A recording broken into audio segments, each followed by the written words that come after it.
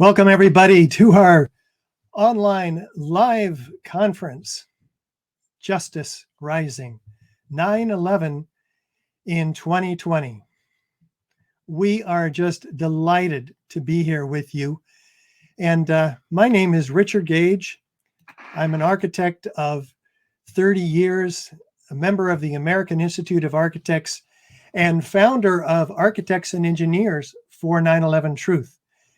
We are a nonprofit organization representing now 3,300 architects and engineers signed on to the petition demanding a new investigation into the destruction of all three World Trade Center skyscrapers on 9/11. And I want to share with you all kinds of important things about this conference. We have been working very, very hard. We've been waking up the sleeping people and beating on the deep state since 2006. We're delighted to be with you again at our annual conference where we bring together the very best speakers and information that the 9/11 Truth Movement has to offer. We are honored to be the tip of the spear of this movement and to aim it at the Achilles heel of the perpetrators and the cover-up artists of the false flag known as 9/11. What's new this year? We're online. Why? COVID-19, right? We're not naive about this issue. We've done our homework, and we encourage you to do so as well. In the alternative media, though, my innocence regarding trusting our government and its media has been completely broken. Some say we're in the middle of the next 9/11 type event already, COVID-19 this time, with the usual disinformation from the mainstream media and draconian unconstitutional measures undertaken by our government. These restrictions on our liberty prevent us from speaking to you physically. But on the other hand, this conference format allows us to bring you the very best from places all around the world.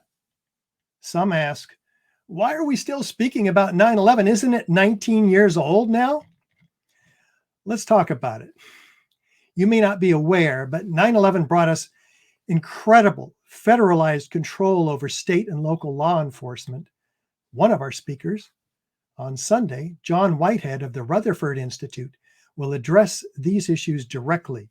He'll also touch on the erosion of our freedoms via the Patriot Act, the Military Commissions Act, and the National Defense Authorization Act of 2012, whereby any of us can be arrested without charge, without a trial, without a right to a lawyer, for mere association with terrorism. How is that defined? By using force. Force is not defined. We have a real problem regarding our freedom in this country today. And don't forget, amidst the local pandemonium of paid rioters, masked citizens, and engineered food shortages that we're currently engaged in a $6.5 trillion global war on terror, including the longest war our country's ever been in, that you don't even hear about in the mainstream media anymore. Remember Afghanistan? Hardly. Much longer than Vietnam. And much more tragic. And so another great speaker of ours of 9/11 Truth is here this weekend, Daniele Ganser from Switzerland, who will present on Sunday his deep research on these numerous unending false flag events and their subsequent wars that never end, for reasons that so many don't even try to understand anymore.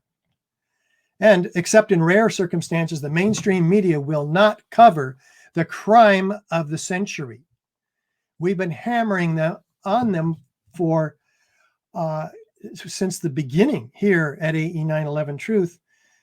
The social media giants have declared that conspiracy theories, truths that the deep state forbids, will be banned. Our decade of work with millions of audience views on this very YouTube platform that you're watching on right now is on borrowed time, ladies and gentlemen. So many others have already been demonetized and deplatformed. James Corbett is here with us on Sunday night to expose this chilling subject with his presentation, The Library of Alexandria is on Fire. And we're honored to have him here at Justice Rising. The truth about 9/11 is the ultimate antidote to all of this. That's what we believe at AE 9/11 Truth, and those of us, millions of us, in the 9/11 Truth movement. And so we press on relentlessly.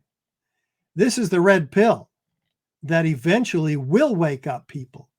We must persist. We must prevail, and we must press on. We press on with legal actions, the grand jury petition, the FBI lawsuit, chief among them. And so we have updates tonight by the Lawyers Committee for 9/11 Inquiry board members David Meiswinkle and Barbara Honegger, and litigation director Mick Harrison. They have many other legal actions to present tonight as well, including the anthrax attacks of 9/11, for which they're submitting another grand jury petition. And that announcement is tonight. We press on with our support of the 9/11 victims' family members. We have 35 signed on to our petition, and I would like to honor them at this time. And we pray for their loved ones who have been lost. And we pray for these family members as well. Manny Badillo, nephew of Joseph Scroy. Malcolm Campbell, father of Jeff Campbell.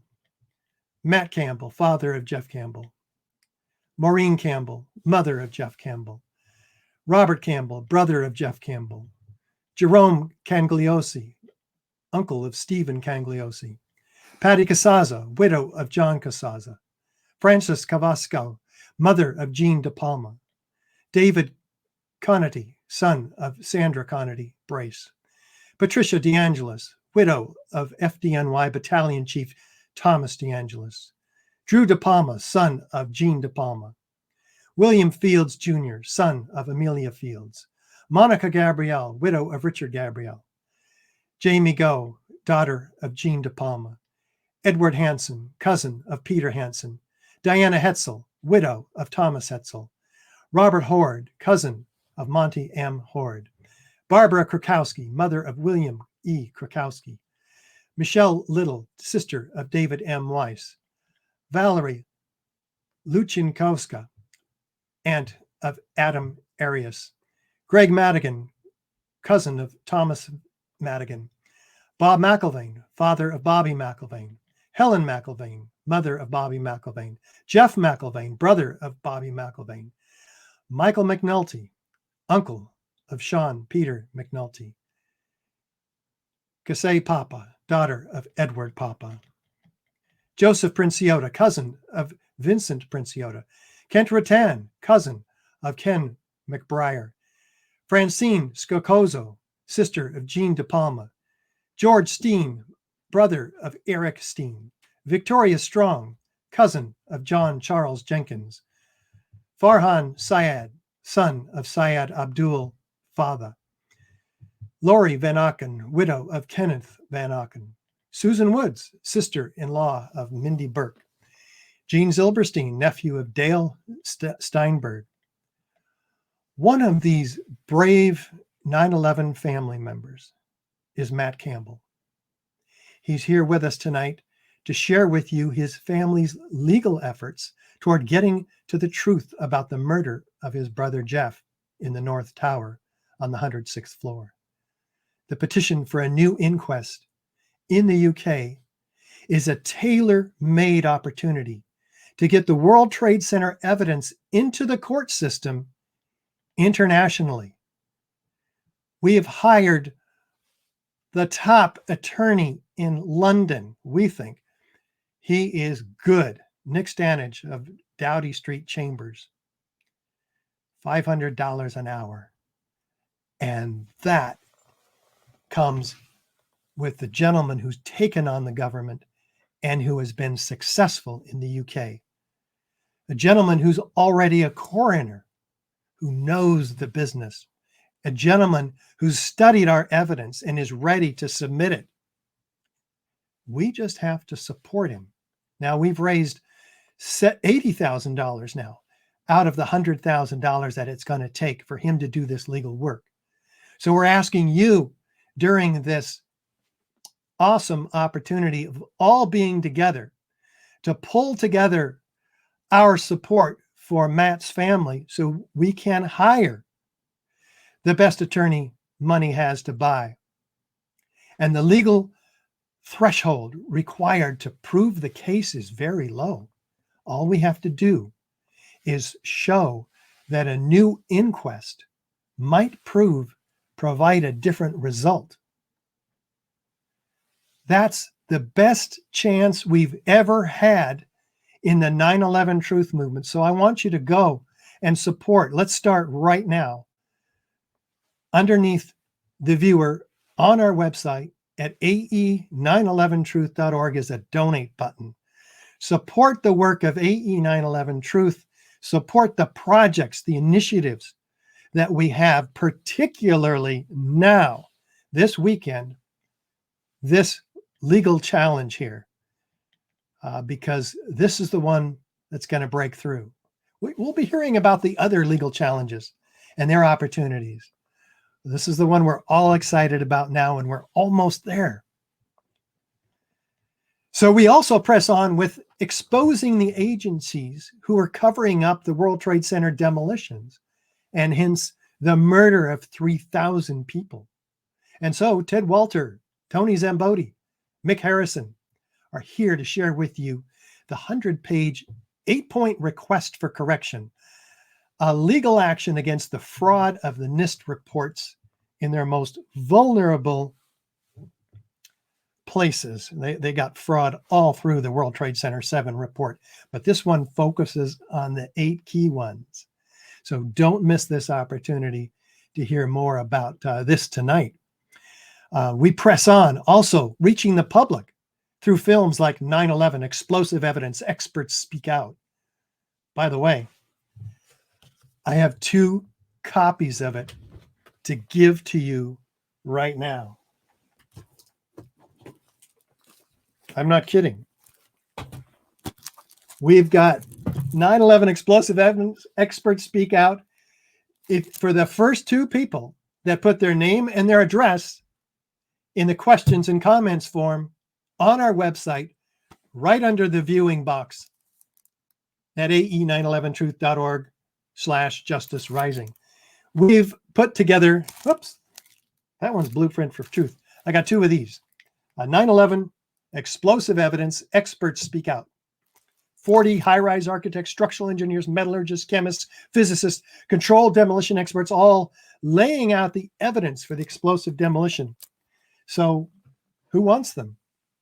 I got a lot of stuff to give away, and I'm having fun doing it because you're supporting us, supporting the Campbell family with your donation. I'm going to support you with the information you need to get the word out.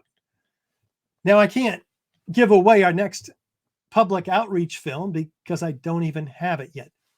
It's being completed as we speak by director Dylan Avery of Loose Change, 9/11 fame. It has been seen now by over 100 million people. Yes, we hired him with your support to make this next film 7. And he's here along with producer and Chief Operating Officer, AE 9/11 Truth board member, Ms. Kelly David, who will be sharing their experiences making this film. It's a cinematic film, and they'll be talking tomorrow, Saturday. It's all about the 4-year computer modeling study from the University of Alaska at Fairbanks, which completely pulls the rug out from underneath the NIST report. I won't spoil it, but let me just tell you that he concludes that this building, which fell at free fall acceleration for 1/3 of its 7-second fall in the afternoon of 9/11. Most architects don't know anything about it. NIST says it came down by fire, but he concludes, nope, didn't come down by fire. So you have to come back and hear about this tomorrow to find out how it came down. Professor Halsey is the top forensic structural engineer in the country, as far as I'm concerned. He's also here tomorrow to share his experiences of the last 4 years performing the study of Building 7, which, as we had hoped, finds, again, not that fire brought this building down, but something else altogether, which he did not name, but we will. And we'll do that tomorrow with AE 9/11 Truth board member and civil engineer, structural engineer Roland Engel, who leads our 40 engineer volunteers of the project due diligence team. He will tell you. And do ask him about his team's most successful experiences speaking to dozens of civil and structural engineering firms, audiences, and chapters of the American Society for Civil Engineers, who, along with the American Institute of Architects, has suppressed any truth about what happened at the World Trade Center. And I should know, I'm one of 90,000 members of the AIA, and I've not received one bulletin on the collapse of World Trade Center 7, the third worst structural failure in modern history after the Twin Towers. We've pressed on for years trying to reach the American Institute of Architects through resolutions, calling for a new investigation, through having our evidence booths at dozens and dozens of conferences. And we're switching our focus over to the engineers now because they're having such great luck. Everybody who goes to these presentations finds that there's no way that the official story could be true, and they support a new investigation. We press on every year to teach our elected representatives with dozens of office and phone appointments, encouraging them to look and read the Bobby McIlvaine Act after presenting the evidence to them. Pre-written legislation, this is, that simply has to be introduced in either house of Congress. So we're just asking you to make a phone appointment with your Congress member. We'll do the talking. It's tailor-made for the current COVID climate. We get on the phone with them. It works. Many of the congressional staffers that we've met have had their red pill moment right there in front of us. And guess what? In order to make my job a little easier right now, my staff, chiefly Andy Steele, who's now become a filmmaker as a result of this film, we're very excited. He's been with us since the beginning. And this is his wonderful production, and a compilation of the history of AE 9/11 Truth, because that's one of the things we wanted to accomplish right here. Let you know how far we've come, where we started. Okay, you ready? Here we go.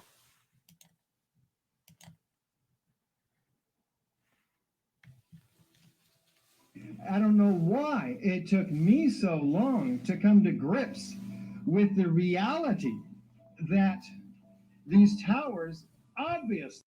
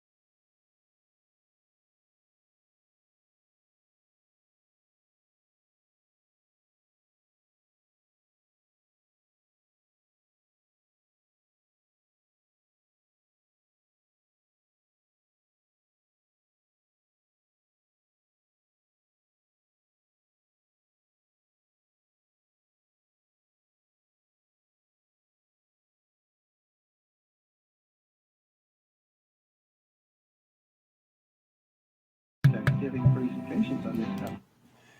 Guess what? I just learned that you guys aren't hearing this. So I'm going to fix it, okay? Bear with me. It happens every once in a while. But we move forward. We plow on. I just have to open up your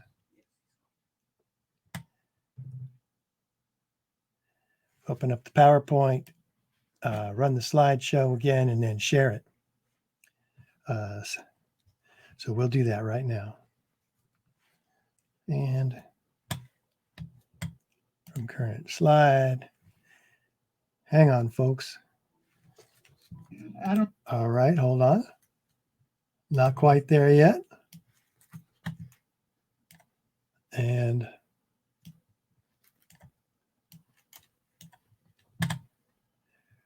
we'll,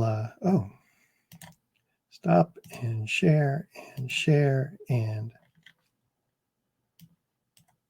hang on with us. One more second. And get down to this button. There it is. And share that slide. There we go. Pick that one. Oh, great.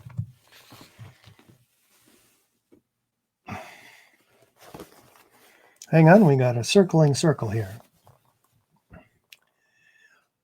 Well, while that's finishing circling up, I might,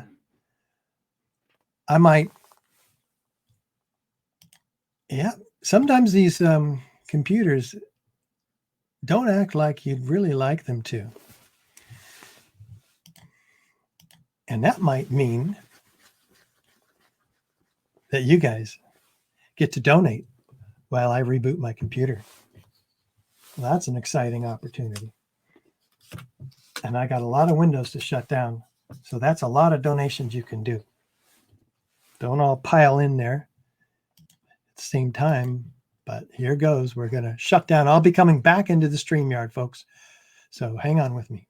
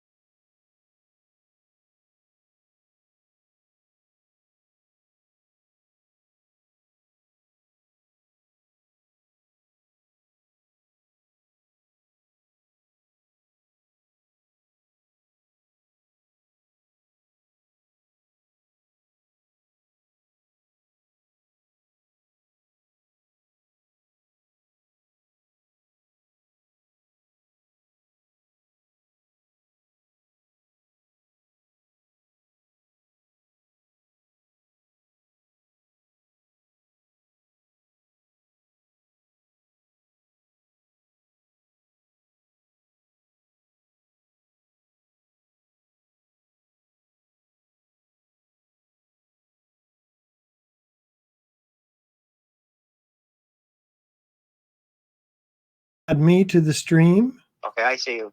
We'll share the Let screen. me see if I can hear you. Share audio. Select. Good. Okay, so you can hear me now, Alan. Raise your hand. Okay, good. And everybody can hear me.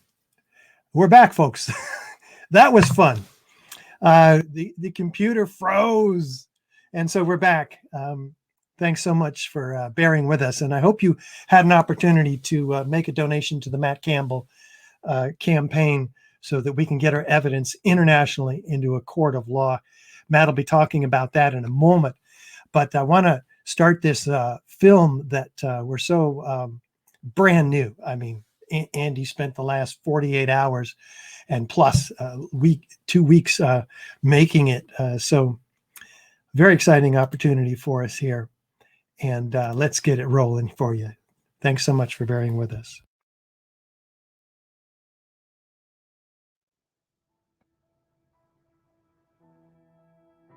I don't know why it took me so long to come to grips with the reality that these towers obviously did not come down according to jet plane impacts or jet fuel fires, and that, oh my God, there was a third skyscraper that fell on 9/11. And I didn't know this until I heard it on the radio by David Ray Griffin, who was interviewed by Bonnie Faulkner on KPFA's Guns and Butter program. And literally, I'm driving down the road and I'm listening to this, and it's like it's just kind of sinking in little bit by little bit. There is the recognition that this older gentleman doesn't seem to have any agenda. What he was saying was making logical sense, but how could it be true? I mean, this is impossible, what he was saying. And yet there he was making sense saying it. And I'm just going, this is really important. I got to get to the bottom of this. And I did over the next couple of months. I just did more and more research. I went to meetings of the local 9/11 Truth Group in Oakland. I assembled a slideshow from Stephen Jones, who had been on the scene a couple of years, I think, earlier than myself. And I rearranged it to make it more palatable for architects. And I took it to my firm. This is the first presentation I did. I was scared because there's like 15 architects in my firm. Most of them thought I was just nuts, right? Until I bought them pizza, made them come into the conference room, showed them the evidence for 45 minutes, and their jaws were dropped also. And we were off and running. We then had 16 architects and engineers for 9/11 Truth. This was 2006. So people in the 9/11 Truth movement started hearing, hey, there's an architect giving presentations on this stuff.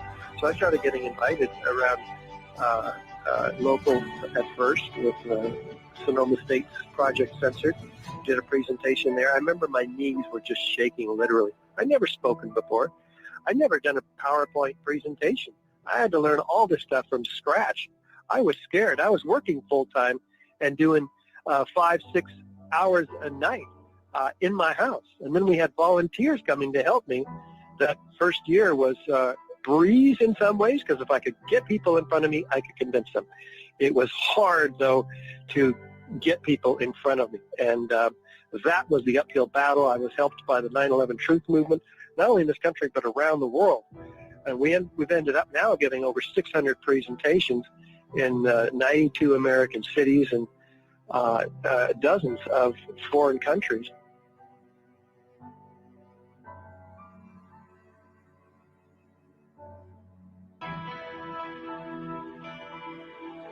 We need to act. The power of truth is greater than the power of the lie. So get informed and begin to let the truth speak through you. And it is just days before the 9th anniversary of the 9/11 attacks. And Now, local supporters of a national group say they have shocking new findings to report about the attack. This petition contains the names of 1,200 architects and engineers who are demanding a new investigation into 9/11. On 9/11, when those buildings came down instantly, I knew there had to be more to the story than just a fire caused by jet fuel.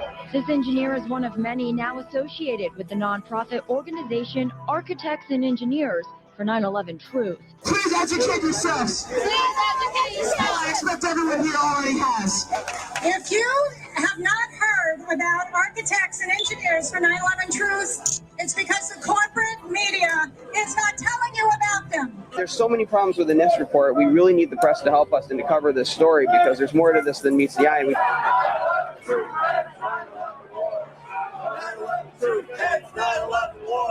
I feel the pain here with people who have information, but what you're doing is very needed.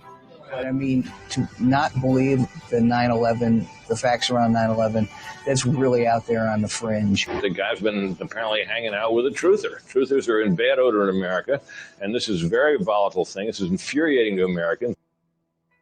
Public figures in this nation are required to distance themselves from 9/11 truthers because that is the decent and right thing to do. And Bob McIlvaine has wanted answers why the post-mortem of his son Bobby found his fatal injuries in the South Tower consistent not with fireballs, but explosives.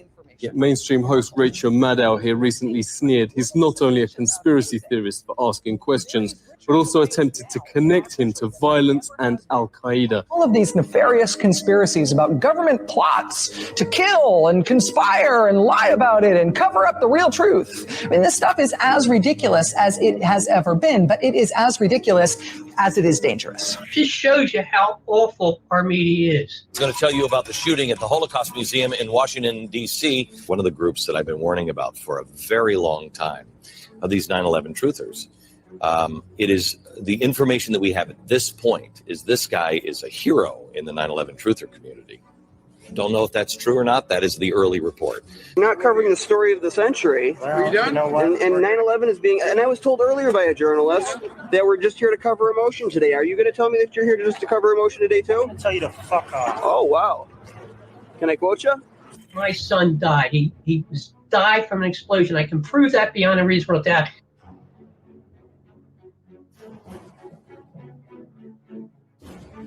So we have Mark Weitzman from the Simon Wiesenthal Center for Tolerance in a 5-minute presentation with his PowerPoint showing all of these jihadi websites with militant websites showing how to do violent stuff. And sandwiched in between all of those is Architects and Engineers for 9/11 Truth, a peaceful little website put together by this handful of 220 architects and engineers, professional credential, and by implication, we are being branded as terrorists. Whether he said we're terrorists or not, there's no other reason for him to have included us on his PowerPoint presentation. We are asking for an apology for having our website on this presentation, and we are clearly asking for a retraction.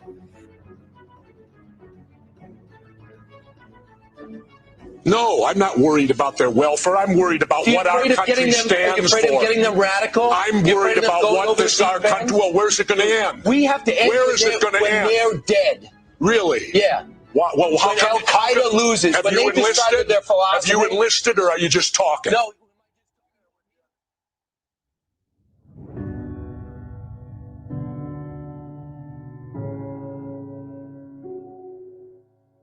Fascinating, the psychology we're up against in presenting the evidence for explosive demolition to people who can't conceive of it. It's like pouring water into a cup that's already full. It can't go in. Tonight, call it conspiracy theory of the search for truth. We're going to ask, why is this happening? What are the unanswered questions and unresolved issues that have allowed these alternative 9/11 theories to thrive? Because one thing is certain, the people who believe them aren't going away anytime soon. Jonathan Kay of the National Post is writing a book on 9/11 truth, including Richard Gage. He's proud of standing up for what he regards as the truth.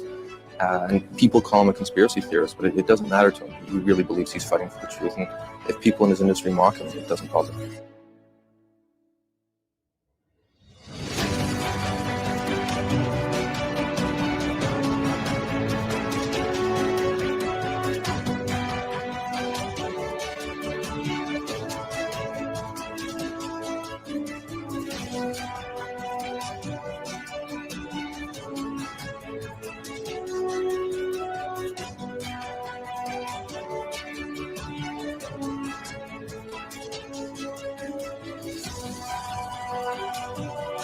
I want you to go to ae911truth.org, and I want you to check out the information that this organization is offering. There has to be a true and a new investigation of the events of this day. The third tower fell on 9/11.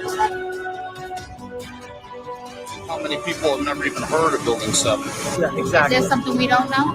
With the Rethink 9/11 campaign, I think it hits right to the heart of it. People around the world are starting to get it, but the mainstream media in the U.S. is not covering this issue. The story the Times missed. Rethink911.org, guys. Extra, extra. On September 11th, we had events happening all day in New York City. We're here now with 2,000 architects and engineers. Richard Gage and a lot of our supporters started off at Ground Zero. Then they went to the New York City Council, which is just up the street from Ground Zero, and dropped off pamphlets and information to New York City's 51 council members. From there, they went to Democracy Now! Then they went to New York Times, Fox News, NBC, MSNBC, CBS, BBC. They're making it known to these news organizations that this issue is not going away. It's actually only getting bigger. This is the 12th anniversary of the terrorist attacks on the U.S., what has come to be known, of course, as 9/11. And this week, you may have noticed ads on OC Transpo buses related to that horrific event. But if you look closer, there are actually ads calling into question whether the attacks were caused by terrorists at all. Rethink 9/11. It's a global campaign.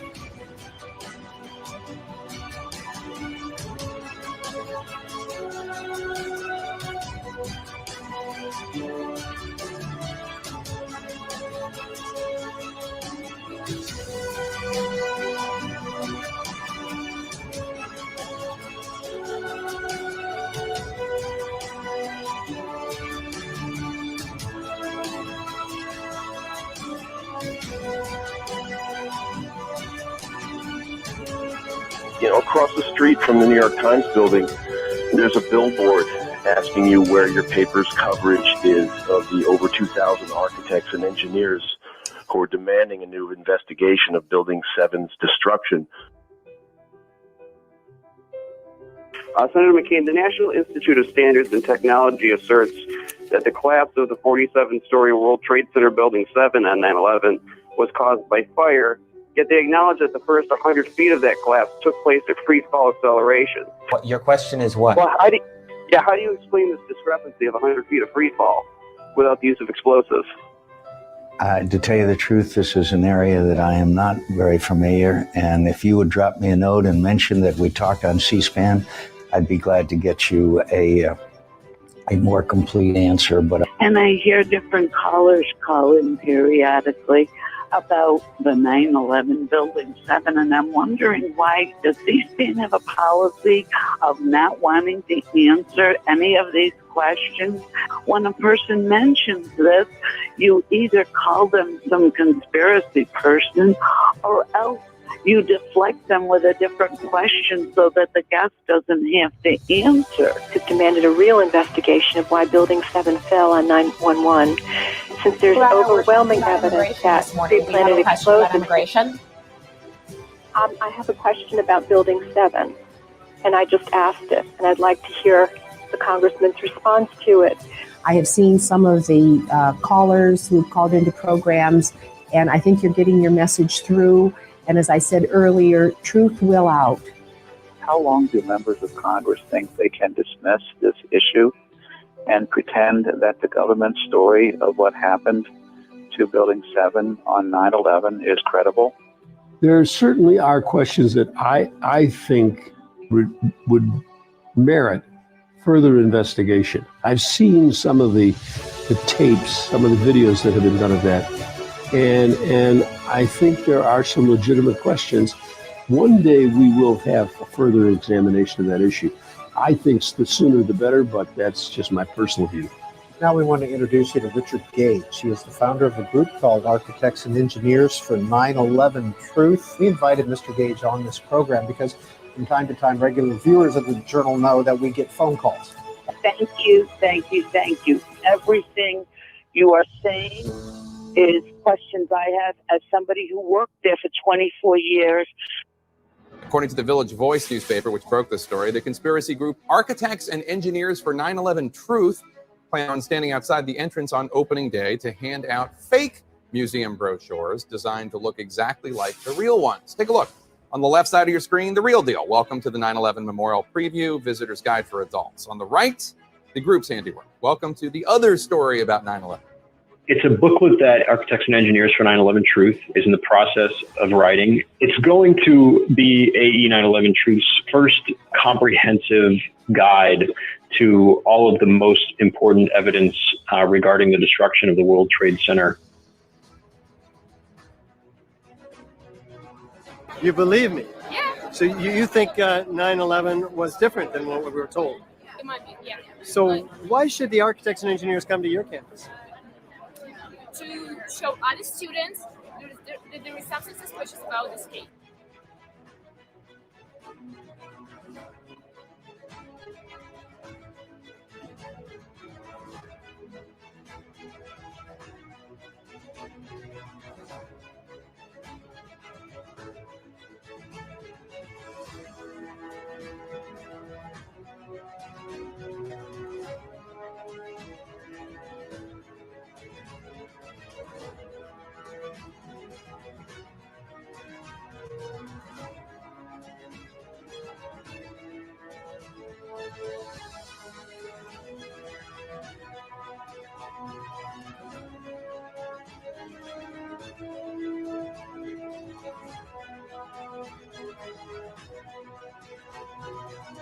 How you doing? I'm calling today to see if I can get Congressman Lance to introduce the Bobby McIlvaine Act into legislation.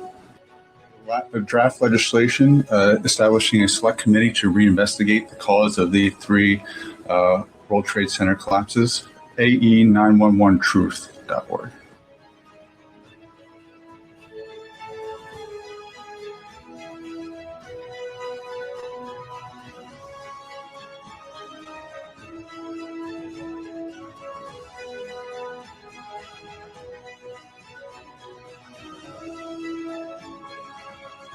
Sometimes when I get done doing it, I feel a satisfaction. I'm really doing something important. It's one thing for someone who never worked at NIST or has never worked in a scientific field. It's one thing for someone like that to say, gee, I didn't think about it, because it's just not something that's part of their daily existence. But I worked there for 14 years. I was there. I was working there when 9/11 happened. I was working there the entire time that investigation went on. I was there when both reports were released, one in 2005, the other in 2008. I was there that entire time. And I asked myself, what's my excuse? And I don't have an excuse. One of the reasons I'm speaking out now is to atone for that.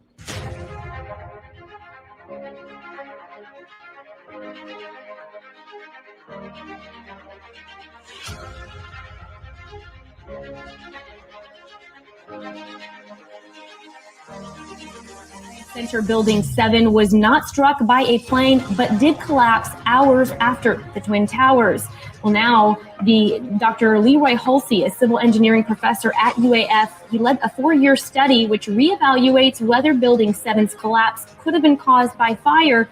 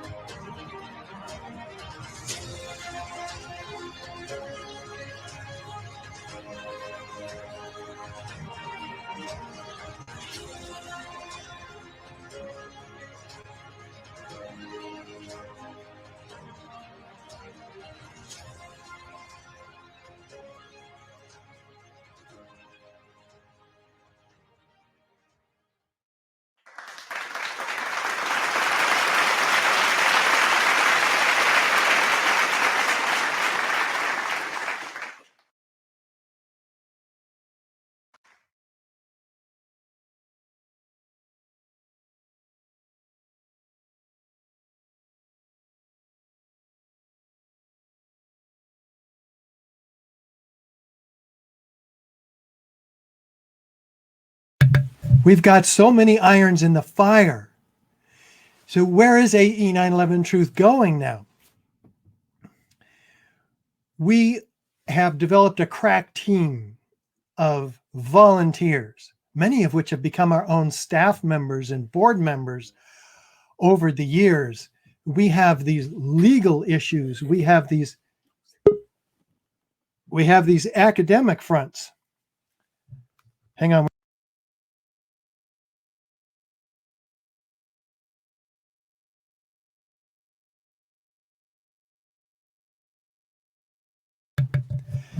And Alan, raise your hand if you can hear me. There's apparently an issue. If you can hear me just fine, Alan, raise your hand. Alan, raise your hand if you can hear me. Oh, he's watching the other one. Anyway, we have the opportunity to drive forward and create a public outcry in 2020 with all of these initiatives that we have. And it's gonna take all of us, though, not 6 staff and 5 board members at AE 9/11 Truth. It's gonna take everybody, everything we got to break through. And we feel this is an opportune time with people waking up to what's going on with COVID and even other issues that are becoming so obvious. It's just like there's a general wake up across the land. And so we're asking you to stay with us, persevere. We're going to keep pushing. We've been at it 14 years and we're not stopping. This is not about buildings, really, is it? I mean, let's face it. It's not about buildings. We're architects, we're engineers. We're pushing the building front, but what we're really trying to do is wake people up to the devastation of their freedoms and this onslaught from the powers that be or shouldn't be against us and the people. And it's a epic time to be alive. And thank God there are people as brave as Matt Campbell, who, along with his family, is standing up for truth and freedom, and of course the justice for his brother Jeff. And so Matt is the brother of Jeff, who died in the North Tower on the 106th floor. Matt began questioning the aspects of the official narrative in November 2001 and first spoke out publicly in 2013. And then we're going to talk today also about the expanding legal front with the Lawyers Committee for 9/11 Inquiry. But first, let me continue with Matt here. He appears in Tony Rook's 9/11 documentary, Incontrovertible, and has spoken at numerous Reinvestigate 9/11 and AE 9/11 Truth events. Over the past 7 years, Matt has relentlessly pressed officials in the UK and the US in his effort to achieve justice for Jeff. He's currently seeking a new inquest into Jeff's death, using the World Trade Center evidence that AE 9/11 Truth has been collecting and packaging for 14 years now. Ladies and gentlemen, it is my great pleasure to introduce Matt Campbell. Thanks, Matt, for being here. Hey, thanks, Richard. Glad to be here. Glad to be able to talk about my brother and what we're doing. Yeah, pretty awesome, Matt. I'm going to give you the floor, and you go right ahead, my friend. Okay, so as Richard said, my brother died on 9/11. He was one of 67 British victims who were murdered that day. The World Trade Center wasn't Jeff's usual place of work. He worked for Reuters. It was Midtown Times Square. But a lot of the British victims, 10 in total, were at the top of the North Tower at that conference organised by the British company called Risk Waters. And of the 10 British victims, 8 were employees and 2 were conference attendees, of which Jeff was one of those attendees. Jeff was 31 when he died. He was younger than me. He was intelligent. He was successful. He was the good-looking one. He was athletic. He played badminton for England. He was very good at chess. He used to, right up to his death, be able to challenge my younger brother who played chess for England, and would give him a good game. He always had time for people. He enjoyed life and was fun to be around. I last saw him at the end of August 2001. He'd come back from New York with his new fiancée, Caroline, who was a girl from Boston who he'd met. He'd started working in Manhattan at sort of 1999. And when we first heard about the attacks, I was actually on holiday with my wife and 2 young children, and in Lanzarote, Canary Islands, part of Spain. And my mum had joined us the day before, and my wife had left the beach to try and settle my 6-month-old daughter, and she'd noticed some people sort of congregating around a TV, bars or cafes there, and she knew something had happened, so she rushed back down to the beach, and I went up. And I think by the time I'd got there, definitely one of the towers had collapsed. It was on a bit of a hazy screen, and I remember calling people, my work colleagues, and finally got hold of Rob, who had spoken to Caroline, and I think by that time the North Tower had collapsed. And I don't know people who are listening to this, anyone who's had any sort of event that's just unexpected, and be it an accident or a murder or unexpected death, etc. It's so intense, and for me it was very intense for the first few days. We had very sad and very panic calls with family and friends back in the UK. We were still trapped in Lanzarote, and we had to arrange flights back to the UK, and I think we were back on the Thursday, the 13th. But what I find interesting is we weren't exposed to the endless media coverage. We had, in the hotel, it was a very rubbish sort of cable TV system, and the pictures were hazy, and the other channels were all in Spanish, and we kind of didn't really spend a lot of time seeing those endless loops of stuff being replayed. And anyway, we got back to the UK, and Reuters, who my brother worked for, arranged for us as a family to fly out on, I think it's Saturday the 15th. And, we still had hope at that point. So I remember on the Sunday, we started calling around the hospitals and, visited a few of them, but it became very clear that, he wasn't in a coma somewhere and, wasn't responsive and stuff. We basically accepted that he had died on the Sunday. It was very strange being in New York. I'd been there many times. I'd worked in Manhattan the year before. I saw Jeff regularly when I was out there, and we'd regularly, I don't know, once a week, always speak on the phone wherever he was. Prior to that, he'd worked in other countries and doing his job. And to my knowledge, we were the first British families over from the UK, courtesy of Reuters. The rest of the British families, the other sort of 66, I guess, families flew out on the Tuesday. So we right from the outset, we were getting hassled by mainstream media. Some were more welcome than others. And I remember a news reporter from Belfast, her name was Andrea Catherwood, who worked for ITV, which is like one of the sort of main two TV channels in the UK, had been following our story.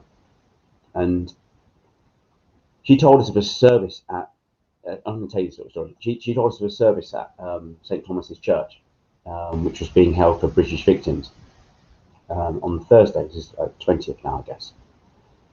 And we got there a couple of hours early, and it was just strange. She went up to this, the couple of police guys outside and said, "Oh, these are, I know we're early. These are British relatives of one of the victims." And anyway, we managed to get into the church. It was completely empty, and we completely bypassed the sort of airline security stuff that had been set up there.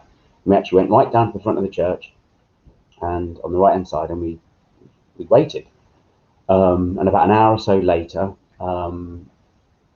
various people started to come in, and some of the politicians and other people like that, including our Prime Minister Tony Blair.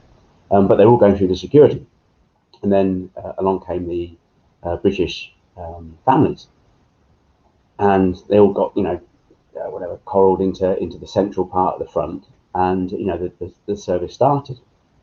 And I don't know, Tony Blair said a few words and stuff, and at the end of the service, people started to kind of move off to this room at the front left, and it was Bill Clinton,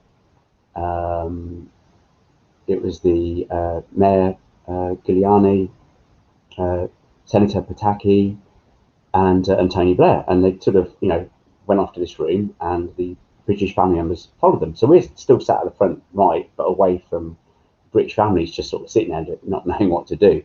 And that Andrea scuttled down and sort of said, "Oh no, you should go," and they're meeting with these people, in this little tea room or whatever the room was at the front left. And so she again just ran up with us to this door, and there's security people and police officers outside, and just British presswoman. "Oh yeah, they're one of the British families," and we were allowed in, and it was just really, it was weird for the next 20-30 minutes. I remember we went into this room, and of course we're British, so you have a cup of tea to make life good, and there was this lady, that big lady, strong looking lady, serving the tea, and I'm pretty sure she had another job other than making tea. But anyway, so we took our cups of tea and we went very slowly around the room, and we were basically introduced and met various people. So I remember Tony Blair was the first one, and he was honestly really pathetic. He didn't really know what to say or how to react. My mum was just collapsed in front of him bawling, and he just sort of stood there like a kind of very cold individual. And then we met Mayor Giuliani, his name is, and Senator Pataki, and exchanged a few words and stuff.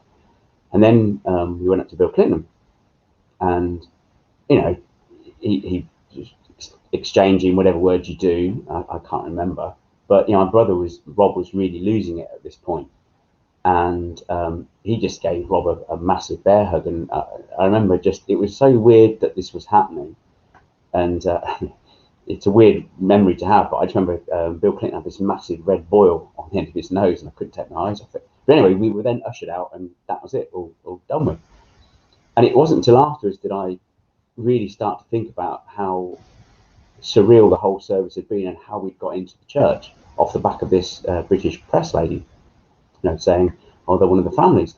I mean, you've just had the biggest attack on American soil, in all history, and you would have thought there'd be a bit more kind of security or concern about people who are just being pushed in front of the powers that shouldn't be. And anyway, it was just very odd. I remember Caroline was very scathing in one of her press. My brother's fiance, Caroline, was very scathing in one of her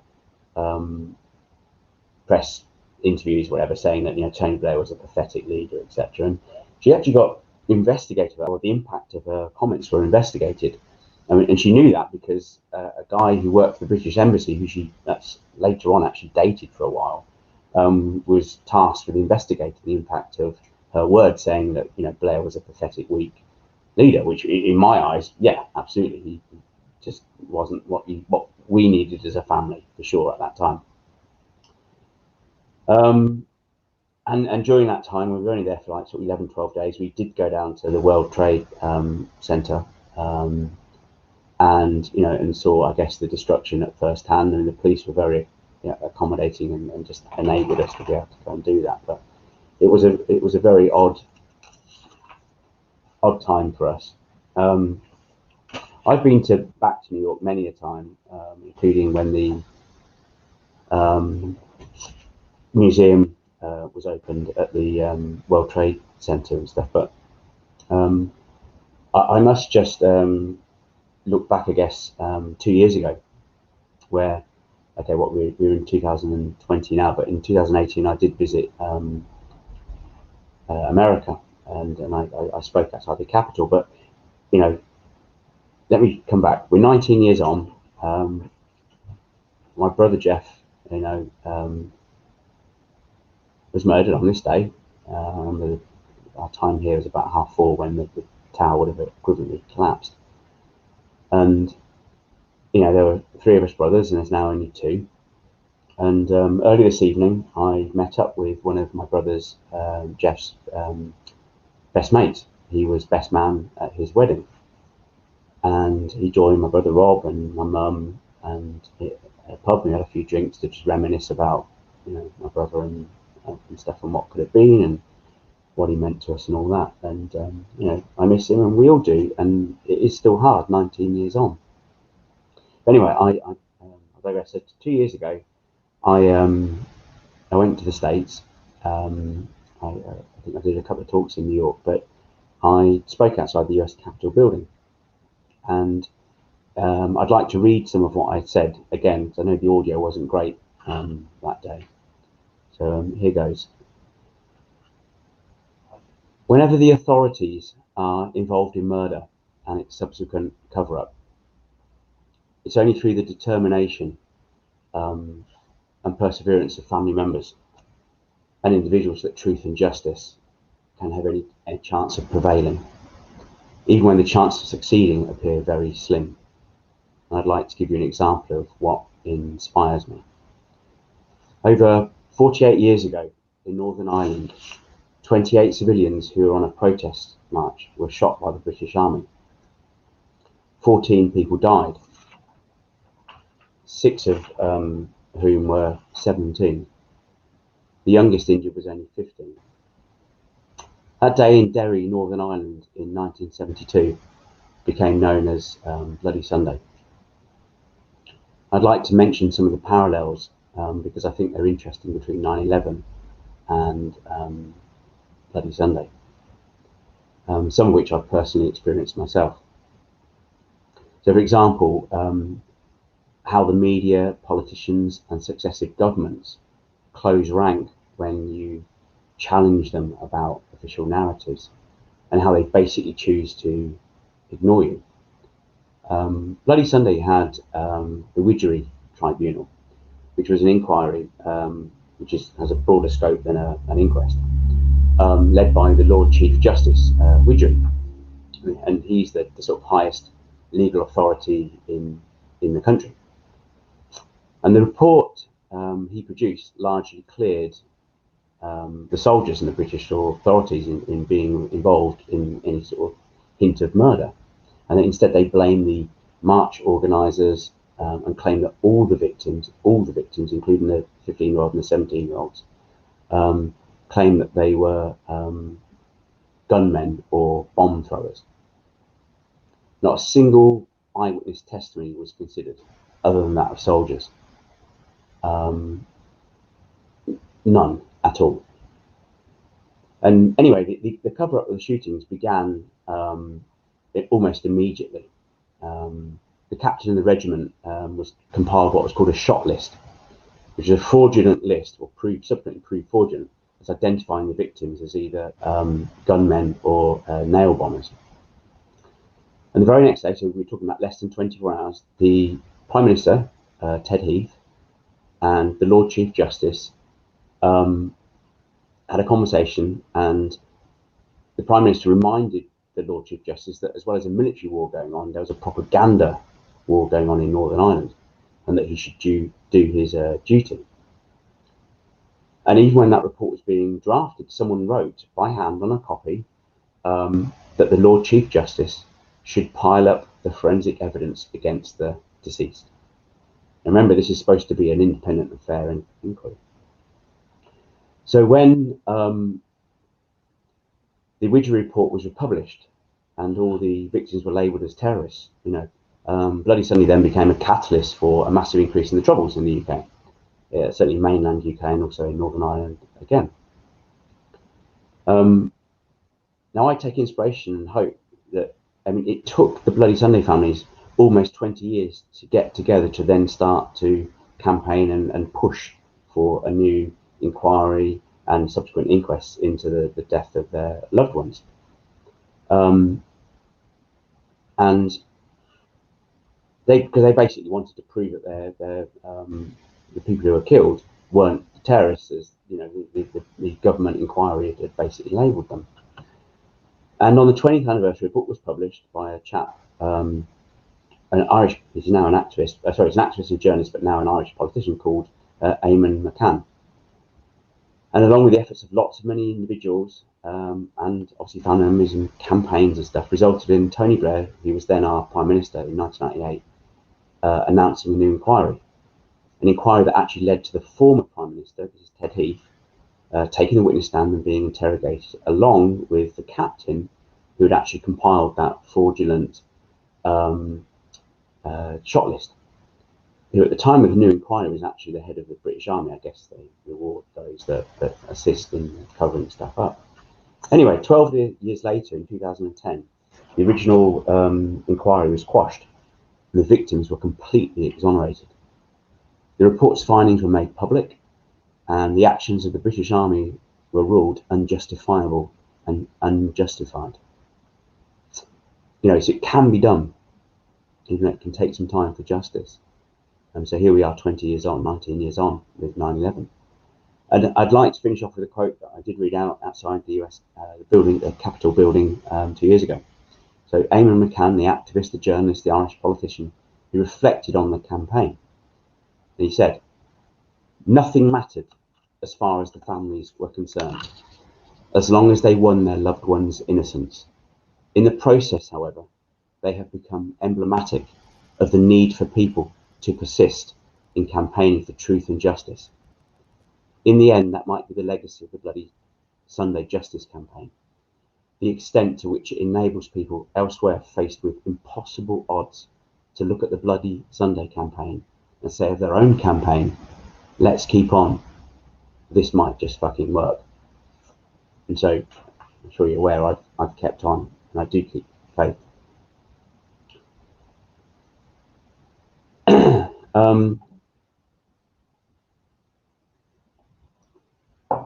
Back to my brother.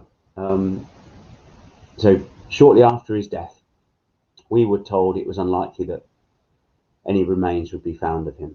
In the weeks and months after 9/11, we encountered this strange term called vaporized. The police and authorities talked about it. I think the word originated, or the phrase originated from the chief medical examiner, who, had basically said that he didn't expect to find many remains of people because they've been vaporized. And so, we kind of accepted that. I mean, we had a death certificate issued by the US authorities, and that was it. We just, by the end of the year, there was no identification of his remains or even finding. So we were kind of surprised in June 2002. It was, I think, the day before or on my mother's birthday that we received a call from the British police that Jeff's collarbone had been found. And Mum got a lot of comfort, oddly, from his collarbone being found, purely because he'd broken it as a toddler and it had some significance for her. But this is one piece that had been identified. We didn't know what to do with it. It came across in a kind of bag and a casket. And so I just kept his remains in my house. We weren't ready for a burial and we didn't really know what to do. And then about 2 years later, 3 other very small bone fragments were identified. And so in the summer of 2004, we had a funeral, a proper burial, where we had the remains repatriated. It's very hard. I mean, I said again, if anyone's had someone murdered or some horrible catastrophe, to try and understand that my brother was now this small collection of bones was really tough.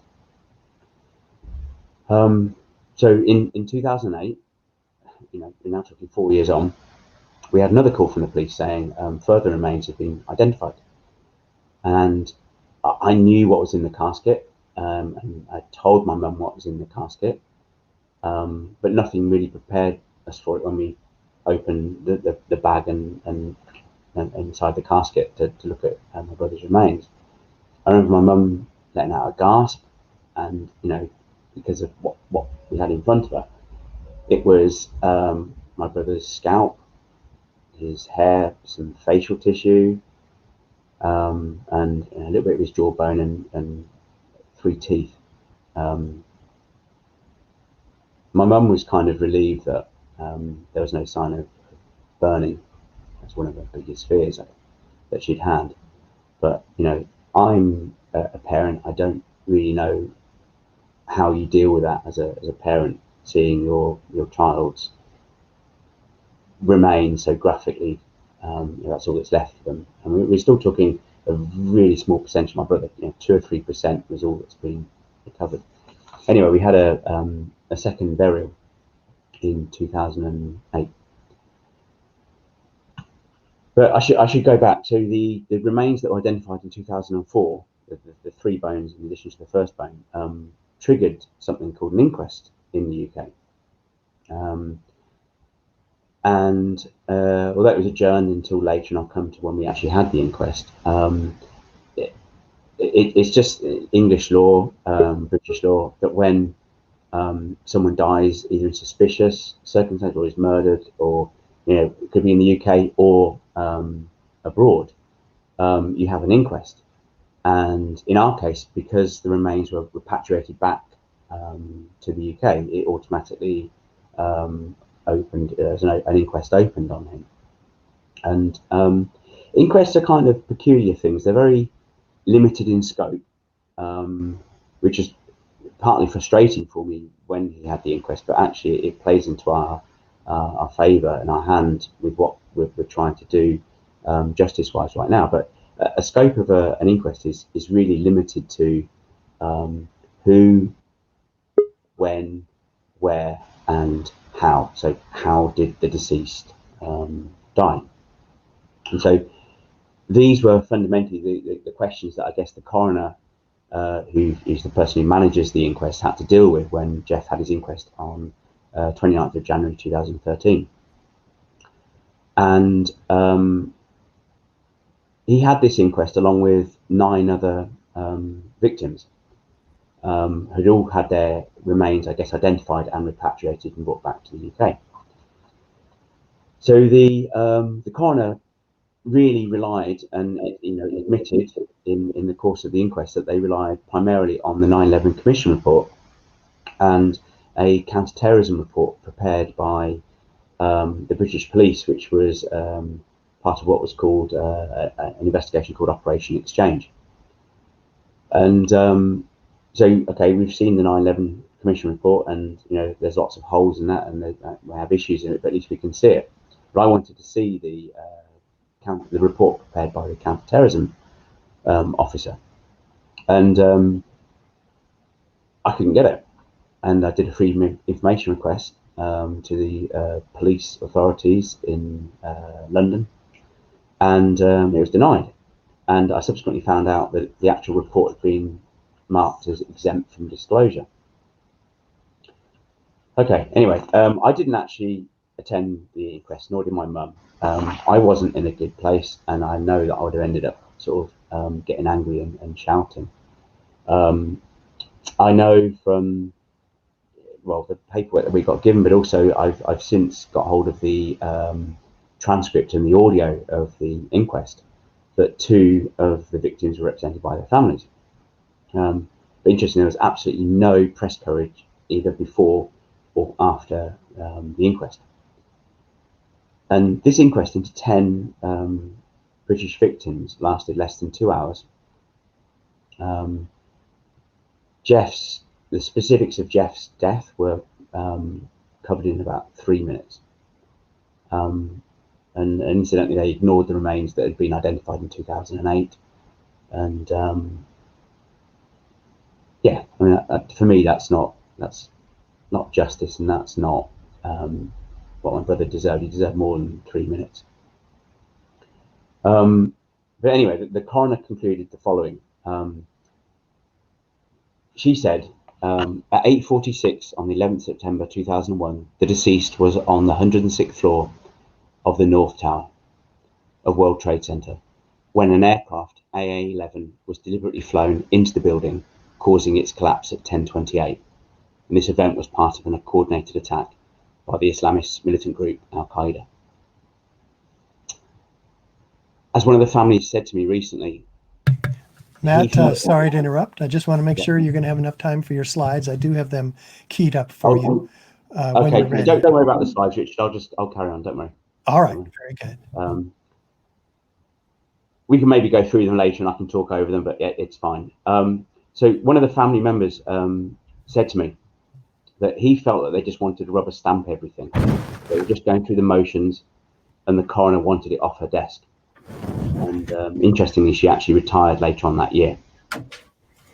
And although there is a surprising absence of evidence to support most of what you call the inquest's narrative conclusion, because they only really need to establish, where he was and when and how he died.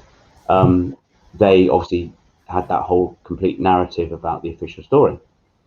And so anyway, for the purpose of me challenging the inquest, and I said it does actually work in our benefit, we're only going to challenge one specific part of that conclusion, and that is that the plane's impact and fire brought the tower down. That's not to say I wouldn't want to challenge other aspects of the attacks. In particular, one of the things I would really like to be seen done is to get people to testify under oath as to why the CIA, the GID, and Mossad were actively protecting and supporting some of the alleged hijackers. But back to my inquest, and some of the reasons why I guess it's all been triggered is after my brother's inquest, so about 5 months later, we had yet another call from the police. Some more of his remains had been identified. And this time it was his upper arm that had been identified. And this was our only remains that had been actually tagged. So we knew that this had been found in, I can't remember, grid 12 or something, which is about 20 to 40 meters south of the south side of the North Tower. Now we've left those remains at the moment. They're in the repository within the museum, so we've not repatriated them. But anyway, so go back 2 years. So I'm doing this talk outside the Capitol building, and I'm on my way home, and I started having a conversation with Ted Walter from A&E, and we started talking about my brother's inquest and how I thought it's probably the best chance and potentially the quickest way of getting the abundance of evidence of controlled demolition into court of law. And we talked about my brother's remains that had been identified in 2013 in May after the inquest, and in theory, that is enough to almost trigger a new inquest because it's new evidence, it's new remains. But we started then talking about the forensic side of stuff, and we started to explore different avenues. So I contacted a forensic pathologist who was an expert on victims of explosives, and he said something very interesting. He said he defined 3 injury types: primary, secondary, and tertiary.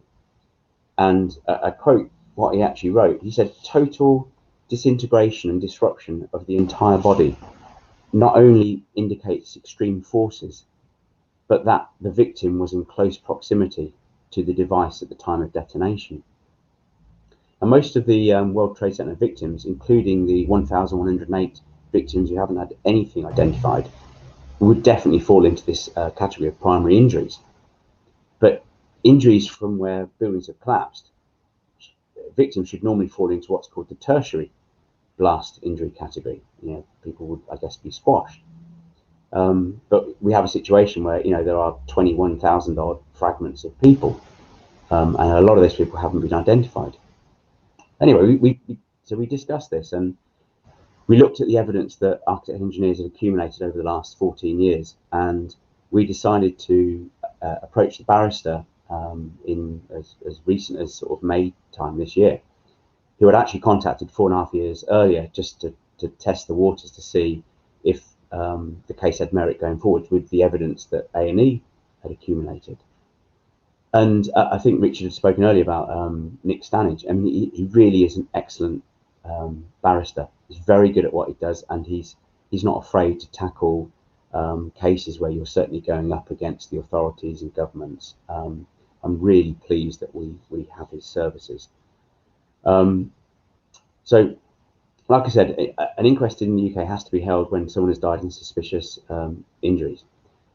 And so, although Jeff has had his inquest, under British law, there is a mechanism which provides people the right to challenge the finding of an inquest. And particularly when there is new evidence or lack of an inquiry into that original inquest, you can request a fresh inquest is opened. And so back in May, June, when we basically put a little summary of the evidence that was available, it became very clear immediately to the barrister that, not only was there more than enough evidence not considered the original inquest, but we were way over, what you would require to convince the Attorney General to reopen the inquest. We had very strong grounds to basically get this back into a court of law. So things moved very quickly with myself, architects, engineers, and the barrister. And along with expert witnesses, we've been busy preparing a petition for the last month or so. And as ever, things take a little bit longer than anticipated, but assuming enough funds are raised, we should be in a position to submit the petition next month under Section 13(1)(b) of the 1988 Coroners Act and request a new inquest. Like I said, the bar that's set in terms of what's required to get that Attorney General's authority. In the UK, we have to push it from the Attorney General to the High Court, and then the High Court reopens it in a coroner's court. But it's so unlikely that the Attorney General would actually turn us down, because, as I said, we've got way more than would normally be required to reopen an inquest. And so, and I'm sure there's probably some of you out there listening who are very sceptical about, rightly sceptical about the legal justice system, both in the US and the UK and elsewhere. But, I'll say again, don't forget that the major cover-up that involved the police, the army, the Prime Minister, the highest legal chap in the land, was overcome with the Bloody Sunday campaign. And so I remain very hopeful. And the other thing that really encourages me is, as far as I know, there's only been a tiny handful of cases where, once the Attorney General has granted his or her authority to the High Court, it's very rare for the High Court to not side with the Attorney General. And so what they would then do is push it onto the Coroner's Court, and we would get a new inquest and get the evidence into court. And so I think that's what's going to happen. I'm very confident of that. And, you know, for me, it's been a long day. I mean, we've gone past midnight here in the UK. My brother died today, or, 19 years ago. And I do finally feel that he's going to have his day in court. And, there is a chance that justice will be done. And I am excited. It's hard to be on this day of all days, but I'm very, very encouraged by what the barristers told me, where we're going with this, and where it could end up. Richard. Thank you, Matt. That's just a heart-rending story, and we're so with you. I'll bet we have some questions for you from our viewers at this time. Oh, I know what's wrong. Andy, when we rebooted, I had to get out of cloud access, cloud mail. So if you'd send those to my regular email at this point. And I have a question for you, Matt. You said that you feel like this opportunity is, the Attorney General can't say no. What's your personal feeling about how on board with our issue, our collective issue, is Nick Stanage from Doughty Street Chambers?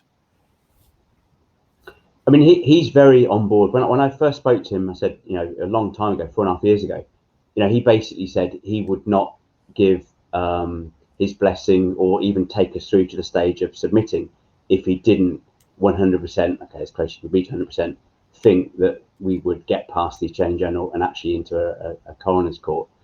And I said within that first, going back to him this summer, when we sort of gave him a summary of what we had in terms of evidence and other aspects, immediately he was like, wow. I mean, he was kind of, I wouldn't say blown over, because that's probably not how he's a very conservative chap. He's very level-headed and looks at stuff in a very analytical way. And he's impartial. He's just looking at what's in front of him, and he applies the law. But I mean, even though he's telling us he's very impartial, I can detect that he's confident that this is going to go a long way, and we should get this stuff into court. And he's very good. He's very, very good. Thank you. And looking for that email from Andy while I'm still getting logged into cloud mail. I want to see if we have. There we go. Thanks, Andy. How do people in the UK react to your questioning 9/11 and how your brother died? I mean, obviously, I can only speak to the people I've spoken to. I don't know. In the UK, we do have a healthy distrust of government, certainly to a certain extent. I think the weapons of mass destruction and the Iraq War stuff that Tony Blair sold to the public has really got us aware of stuff that goes on. But I don't know. I mean, obviously people who know me have known that I've been questioning stuff for a long, long time. I mean, my awakening was an article that John Pilger had written in end of October 2001, which basically the title was "This War is a Farce," and it went on to just talk about the madness of what was going on in Afghanistan, and going after bin Laden and what did Afghanistan really have to do with it. And so I guess the people I've spoken to, they know that I've been questioning stuff for a long time. But I'll tell you something though, Richard, doing what I'm doing now and taking it that level further and going into the legal system, both with family and friends, they know it's a lot more serious than just endlessly talking about stuff.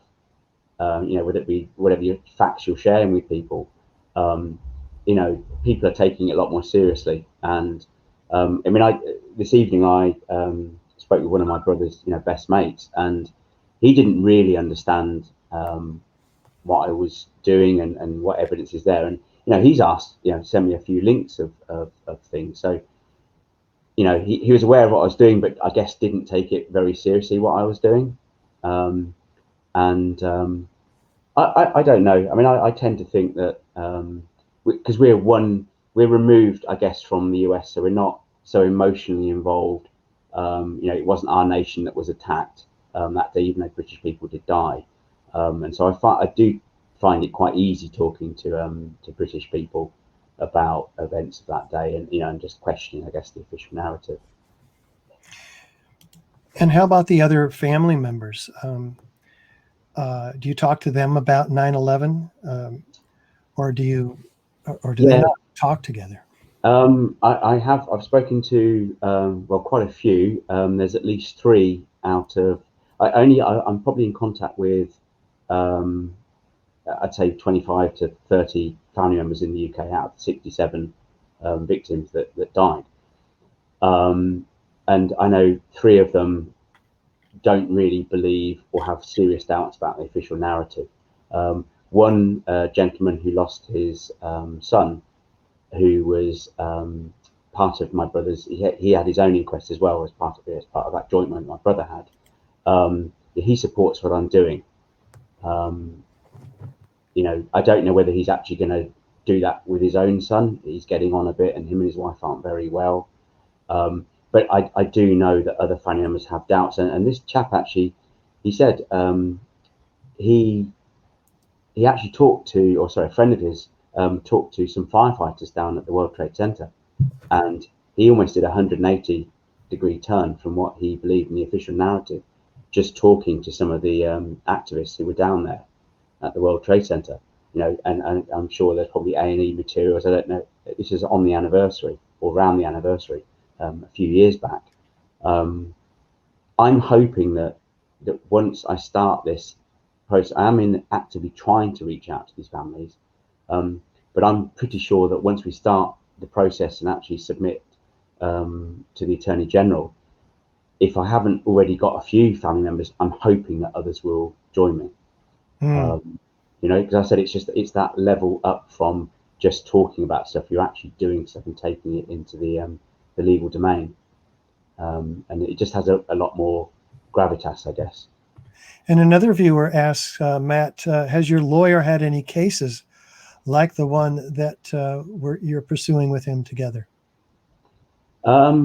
He's been involved. I mean, he's been involved in some high-profile cases. I think he was advising one of Princess Diana's friends who was having to give evidence at her inquiry 20 years ago. So he's currently involved in representing some of the paedophile victims of Lord Janner, which is really going against, I guess, the establishment, etc.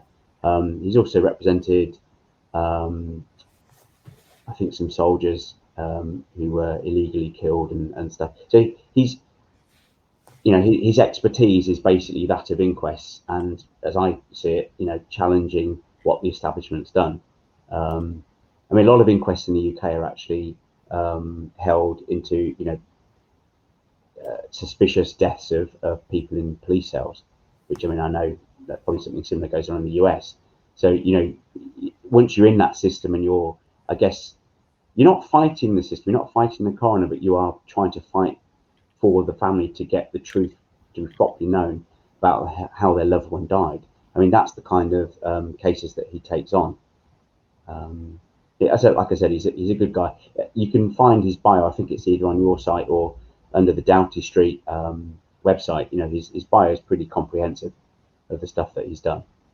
Great. Well, Matt, thanks so much for being here with us. And we're looking forward to doing everything we can to fund this effort, because we in the 9/11 Truth Movement not only want justice for Jeff and all of the other family members, not just the 35 that have signed our petition, but all of them really need the truth to heal the loss of their loved ones and to bring justice to them.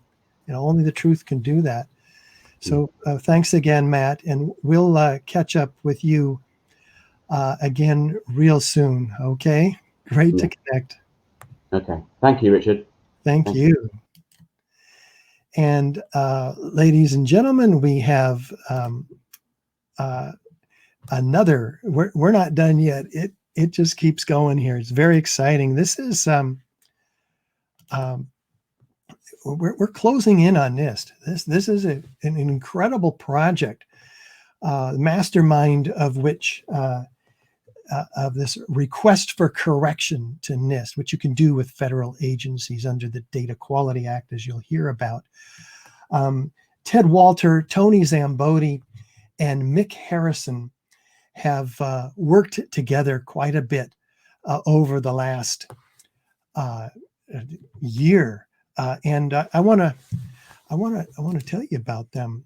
We've got Ted Walter speaking to us first.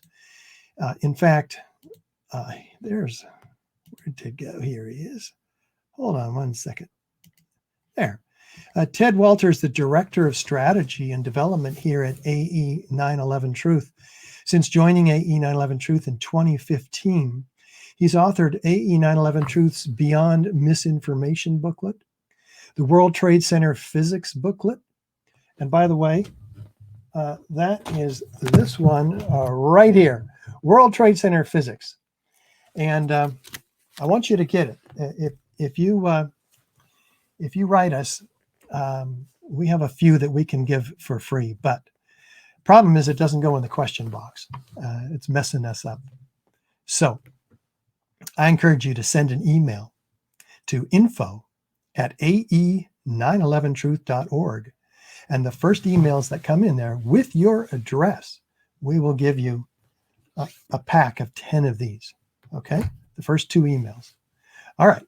So AE 9/11 Truth's pending request for correction regarding the NIST World Trade Center 7 report is what we're talking about. He also oversees the organization's strategic initiatives, communications, and fundraising operations. Ted holds a Master of Public Policy degree from the University of California in Berkeley. He was the primary author for AE 9/11 Truth's 100-page request, as I mentioned, our most current effort to hold the National Institute of Standards and Technology accountable for their fraudulent World Trade Center reports. Ted, welcome. Where'd he go? Okay, hold on. We'll get you in here. There you are. How you doing? Hi, Richard. Good to be here. Thank you. Yeah, thank you. And take it away, Ted. Well, do you want to bring in Tony and Mick as well? Oh, I thought you were going to go one at a time, 10 minutes each, but I can bring all 3 of you in right now if you'd like. I just haven't introduced them yet. Sure. It's sort of a tag team effort. Yeah. Taking turns. Sure. That works great. But let me tell people who we're talking about here, because we have some high power individuals here, along with Ted. Tony Szamboti is a mechanical design engineer with 30 years. In fact, let me show you Tony here and here. There's Tony. 30 years of structural. Oh, there you are. That's Ted. Here's Tony. Structural design experience in the aerospace and communications industries. Since 2006, he has authored or co-authored a number of technical papers on the World Trade Center high-rise failures that are published in the Journal of 9/11 Studies and in the International Journal of Protective Structures. Tony is a longtime volunteer with AE 9/11 Truth, devoting several hundreds of hours to providing engineering analysis and educating fellow engineers. And let's welcome Tony And we'll bring Tony in right now. And there he goes. Right, Hey, Tony. guys. Hey, great to see you. Now I've got one more high power individual to introduce, and there he is in the flesh. This is Mick Harrison, litigation director for the Lawyers Committee for 9/11 Inquiry. He's a public interest attorney and a graduate summa cum laude of University of the District of Columbia Law School. He has a national practice involving whistleblower protection, government accountability. Yeah, we need that.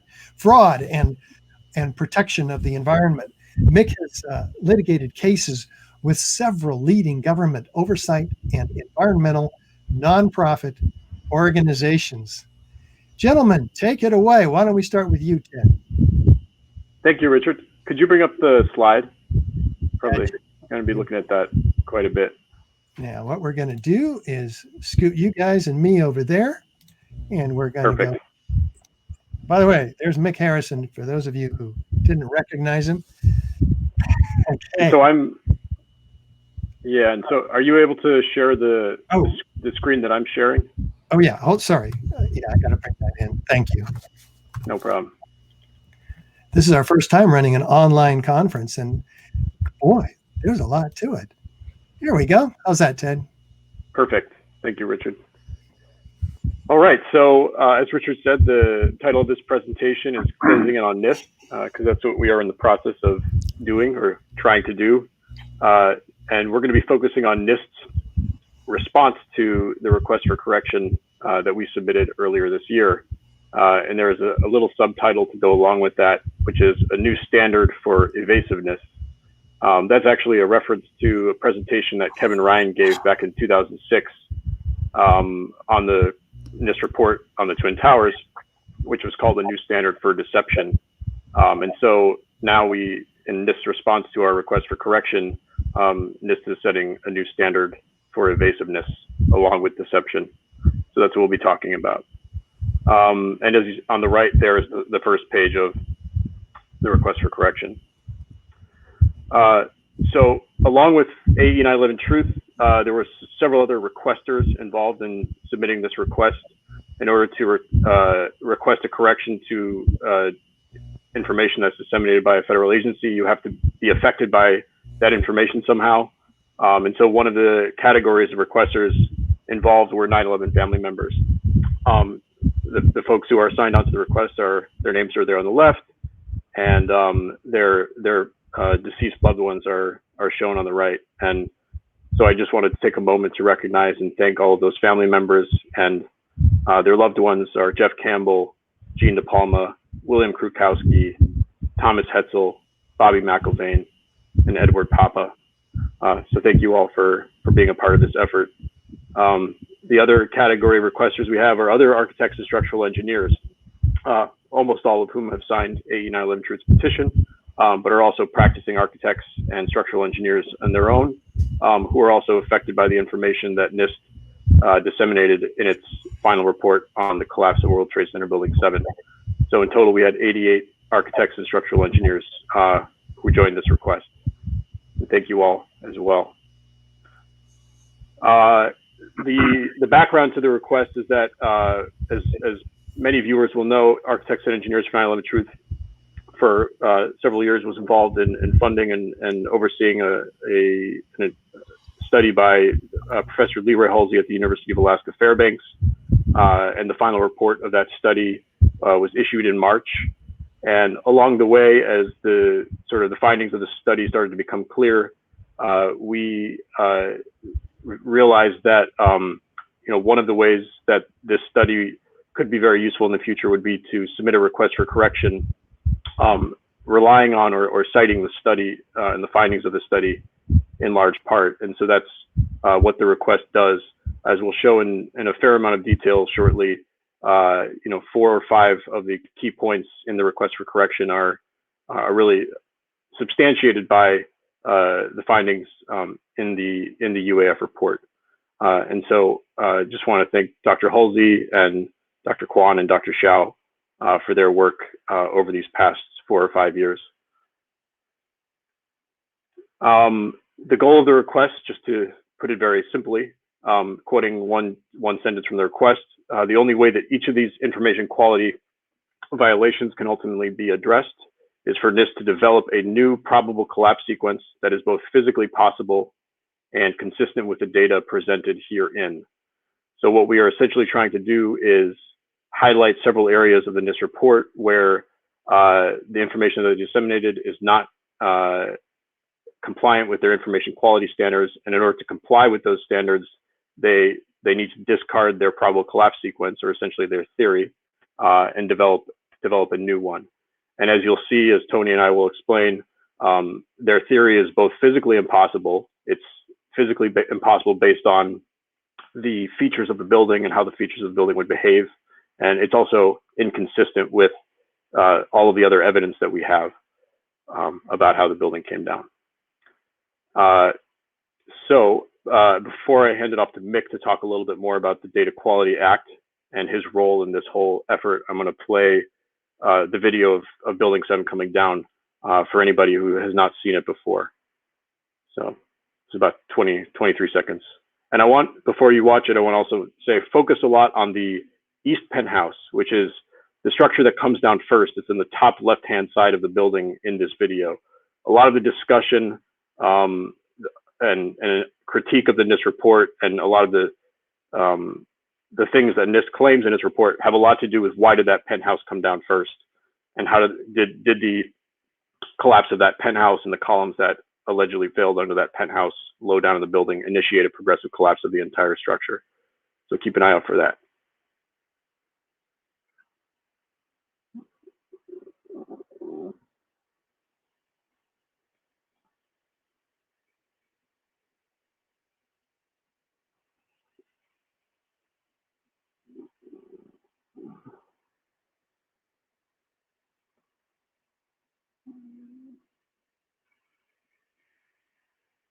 All right.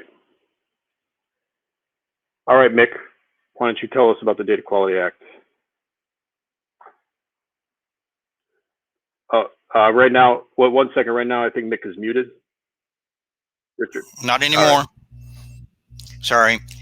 So I appreciate the opportunity to join you all. And let me thank AE while I have the opportunity publicly for doing this request for correction, which I've been very impressed with. My role has been to advise Ted, Richard, Tony, and the folks at AE on the legal ins and outs of the Data Quality Act to sort of set the stage for what we hope will not be needed, which is a lawsuit. At the moment, we're in the stage where NIST has denied a very well put together request for correction by AE at the initial decision stage. And we're looking at an administrative appeal due, and Ted will correct me, but I think this month on the 27th. And that will not go to a court yet. That goes to a higher level at NIST. And if the agency again rejects AE's arguments that the Building 7 study violated the Data Quality Act, at that point, we're looking at a federal court litigation.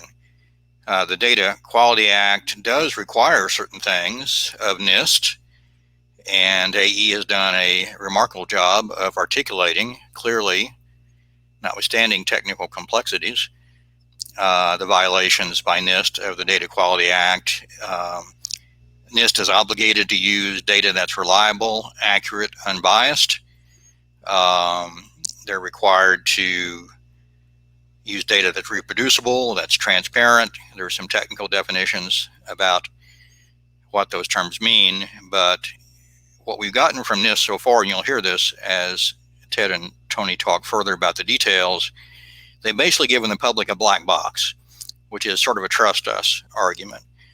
They're not answering AE's questions. They're not responding point by point to AE's arguments. And that's a process violation of the Data Quality Act. They're not doing procedurally what the Act requires. And that may be an independent basis for getting a court order requiring NIST to comply.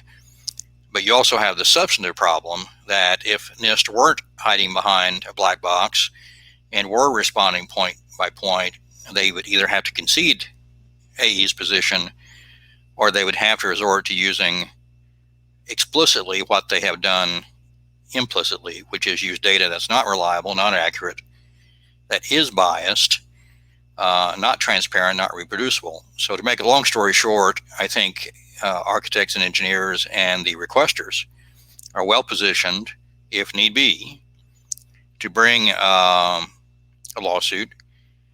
We're hopeful that the appeal officer at NIST will actually do the right thing here. It's pretty clear that the lower level NIST folks did not. We're not giving up on that. I'm not giving up on that. But the Administrative Procedures Act provides a mechanism, even though the Data Quality Act does not explicitly provide a mechanism to sue.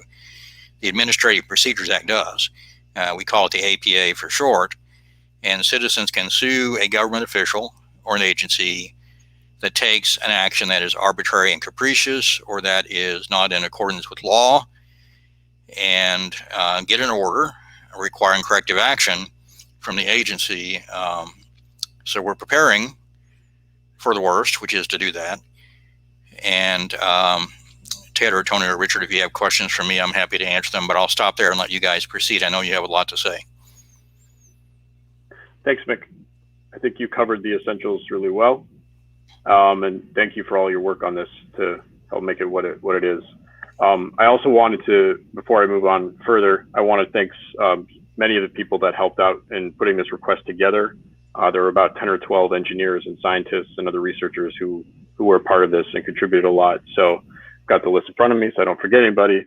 Roland Angle, our board member, civil engineer, Kamal Obeid, Tony Szamboti, who's here with us, Chris Sarnes, David Cole, Niels Harrett, Stephen Jones, David Chandler, Ron Brookman, and Andre Rousseau.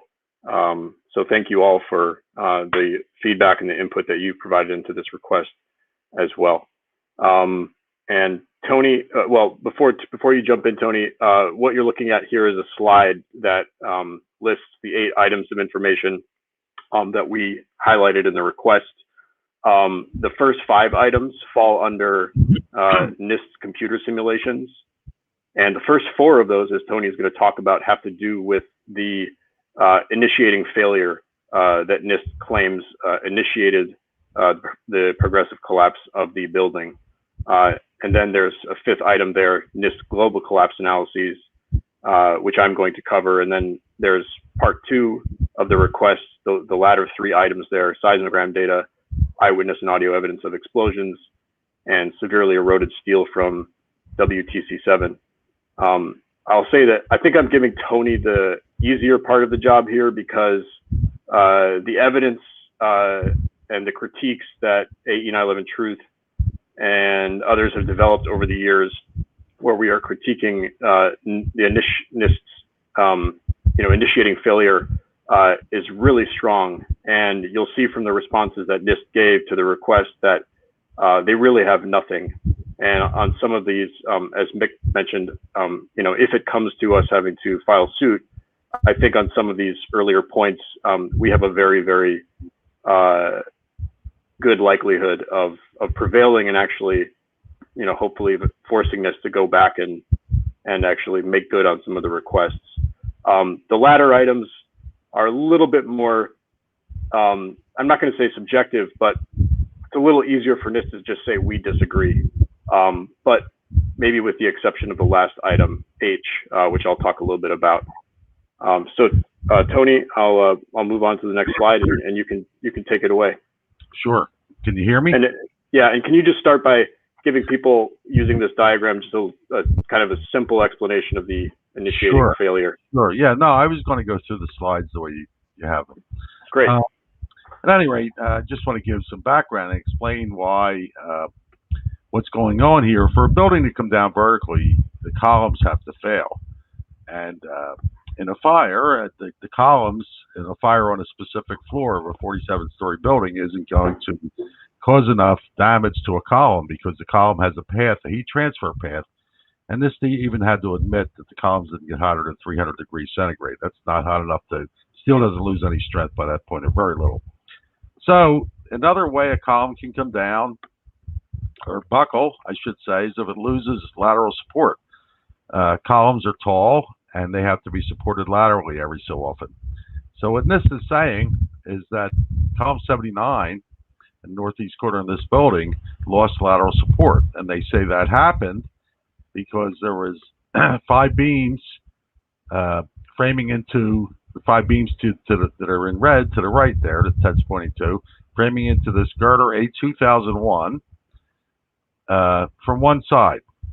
It was an eccentric type of framing situation. And girder A2001 supported with column 79 and column 44 laterally. And of course the floor that sat on it. So at any rate, these 5 beams, they're saying, expanded enough to push girder A2001 off its seat at column 79. And that couldn't happen at column 44 because it was between the flanges of that column. That column was rotated so that the girder went in between its flanges. So they're saying that it pushed it and rotated. It was on a seated connection at column 79, and then that caused the girder to fall, and that whole assembly of that northeast corner that you see in red fell down on the next floor down and caused the 5-floor cascade.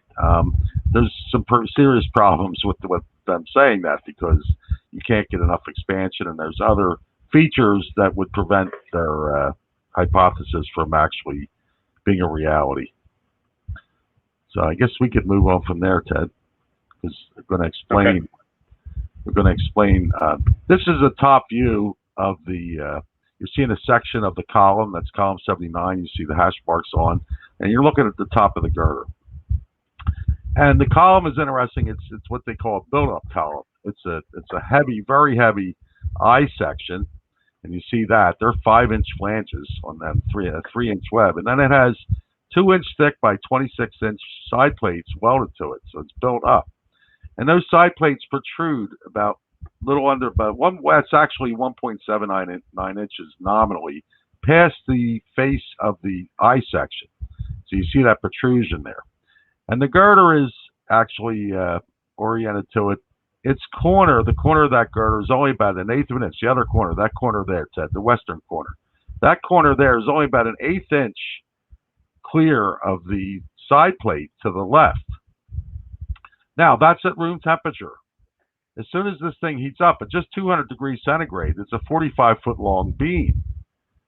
It's going to expand about 1 1/4 inches. That's 5/8 of an inch. So that puts it a 1/2 inch inside the side plate. You can see this sort of modeled the side plates here.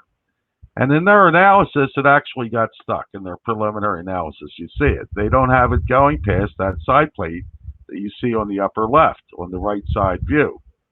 In the left side view, it's at nominal. It hasn't expanded yet. In the right side view, it's expanded, and it's stuck behind that side plate. And that side plate is 2 inches thick, and it's welded along the whole column. There's not a chance that the beam would buckle before that side plate ever ripped off of that column. So they don't address this, even though they show a figure like that. And this is what the University of Alaska at Fairbanks did in their analysis. They show here that the girder certainly, it's heated. This is a stress analysis with heating the beams in the girder, and the column stays a lot cooler. And at any rate, you see the girder gets trapped. It goes up against the flange, the face of the column, and it gets caught behind that side plate. That's exactly what would happen. So there's not a chance that that girder could be pushed off its seat. And what this says here is, I'm going to just read the highlighted part. The full-scale model had detailed connection models that are consistent with the fabrication shop drawings as shown in figures 821 and 1115 of the World Trade Center 7 report. The girder A2001 and column 79 connection locates the bolts on a seated connection attached to the exterior edges of the column 79 side plates. The girder acts at a slight angle. They're just telling you what the connection is. They're not giving any answer to the question on why they did not see that the girder would be stopped by the side plate, and when it's obvious in their figure. So on the left is NIST figure 821, and you can see the side plates don't protrude very much. In the left-hand figure, the right side of that, you see a top-down view. And I showed you a realistic 2-scale drawing at first, and they stick out 2 inches. They're 26-inch long side plates. It looks here like they have it sticking out a ½ inch, and they have the girder sitting back a significantly more greater distance, at least when you just view it scale-wise, than the actual girder is, or how the actual distance the girder is from the column itself. So Ted, on the right side, I don't know what exactly that was there, but it's similar. It's similar. I think it's showing it more from a plan view. It's also showing it from a plan view, and what that's showing is the top and bottom clips. Top and bottom, yeah. The bottom bolts in the top clip. Yeah. So the section A of the request for correction was about the side plate issue, and we're saying that all this is doing is making general assertions about the validity of their model, and they don't discuss the behavior of the girder at elevated temperatures. It's going to expand. They said it was at 500 degrees, and bear in mind that there's proof that girder had to get hot. You can't have beams which are connected to the girder and in very close proximity to it getting hot, so they expand and push the girder without the girder getting hot. It's right next to it. You can see they're connected. So if the beams get hot, the girder's got to get hot. If the girder gets hot, it's going to push itself towards the columns, and it's going to be up against the flange of the column at 500 degrees. And it can't get around that 2-inch side protrusion of the side plate. One thing I want to highlight, which is kind of stated in the second bullet point there, Tony, is that throughout the request, what we also said was, okay, if you maintain your findings, if you maintain your position, then you need to include more information, analysis, calculations, or figures that are actually explaining how the girder could move past the side plate. Because in their preliminary analysis, as we showed, the girder gets trapped behind the side plate, but in the larger scale analysis, somehow the girder moves past the side plate. Well, they don't even talk about it. They just no, exactly. They don't talk about it. They just assert that it happened. They just assert that it happened, and it's like saying something wasn't there that was certainly there. Yeah. So the backup request in each of these points is to provide more information if they stand by their position, which they just completely ignored that aspect of the request. Justification for their position, right? Yeah, and they're not amending the report to include more information, which they would need to comply with the. Not even more. They never gave a justification for it to begin with. So we're asking for it, and they're not providing it. And then, unfortunately, you have to come to the conclusion that they can't. Okay, this is solid engineering. This is not spin. So, Tony and Ted, could I insert myself just for a minute? So, looking at this from a lawyer's point of view, and I know there are more examples you have to give of this, but the law may defer, and judges may defer to some extent, to agency expertise in a lawsuit if the agency exercises its professional judgment and its discretion and offers a detailed opinion and a basis for it. What we have here, though, is the agency failing to even offer a response to rebut your technical points. And so here there's nothing substantive in terms of an agency technical opinion for the court to defer to. Yeah, this so I just want to point that out. Unfortunately, we're being given and I don't even like to say this.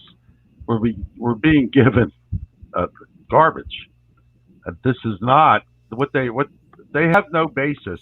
There is no chance it can get past that side plate. That girder has to get hot. If those beams are hot, it's going to go against the column. It's going to run up against that 2-inch protrusion of the side plate, and it's not going to be able to go any more than 3 inches. Yep. And that's let's talk about a few of the other points. Right. Now, in addition, there's other things. The side plate is just the first of several reasons this can't possibly happen. So there's multiple avenues, multiple obstacles to what they're trying to say. And by the way, loss of lateral support has to happen for the columns, any of the columns to buckle. This is the most, has the greatest potential, the most potential out of any connection in that building. And this can't happen. So if this can't happen, none of those connections could have failed and caused the columns to buckle. So there's serious problems with a whole natural collapse scenario. Tony, do you want to talk about beam K3004? Right. So now and you're going to have to move past this, Ted. Beam 3004. No, don't yet. Just let me look at that other. Beam 3004 is going to control this because as I said earlier, girder A2001 is between the flanges of column 44, so it can only rotate there up at column 44, Ted, on the north. It's between the flanges of it, so it can't be pushed laterally, except to go against the flange, and then it has stopped and it can rotate. So those 5 beams there that are pushing on the girder would want to rotate it, but beam K3004 is a limiting factor. It's 52 feet long, and at 600 degrees or so, it's going to expand around 5.5 inches, a little bit under that actually, in that expansion. So you can go to the next slide, Ted. So in the NIST report, they said a girder was considered to have lost vertical support when its web was no longer supported by the bearing seat. The bearing seat at column 79, that's the seat that the girder sat on, the seat came off the column, was 11 inches wide. Thus, when the girder end at column 79 had been pushed laterally at least 5.5 inches, bear in mind, that's about the maximum that beam could expand. It was no longer supported by the bearing seat. However, when the drawings were released, 3.5 years after the NIST report, which came out in late in November of 2008, the final report, in early 2012, an engineer by the name of Ron Brookman got them to release a large number of the drawings. And it was noticed in an assembly drawing showing column 79 and girder A2001 and the seat, its seated connection, that the seat was 12 inches wide. Well, that makes a big difference because 5.5 inches isn't going to get the web of the girder past the edge of the seat.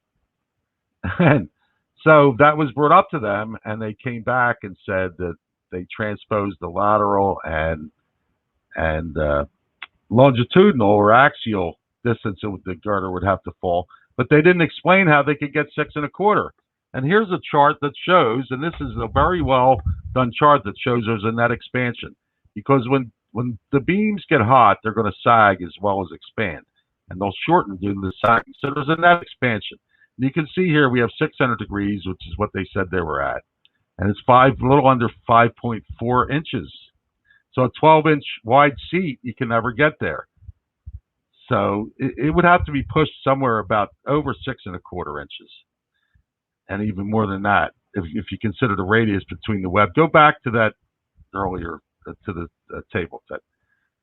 At 654 degrees, you only get 5.728 inches. And the reason that's significant is that's the maximum, because after that, the sagging overtakes it, and shortening due to sagging overtakes the expansion. And any temperature higher than that, it actually gets shorter. The net expansion is less.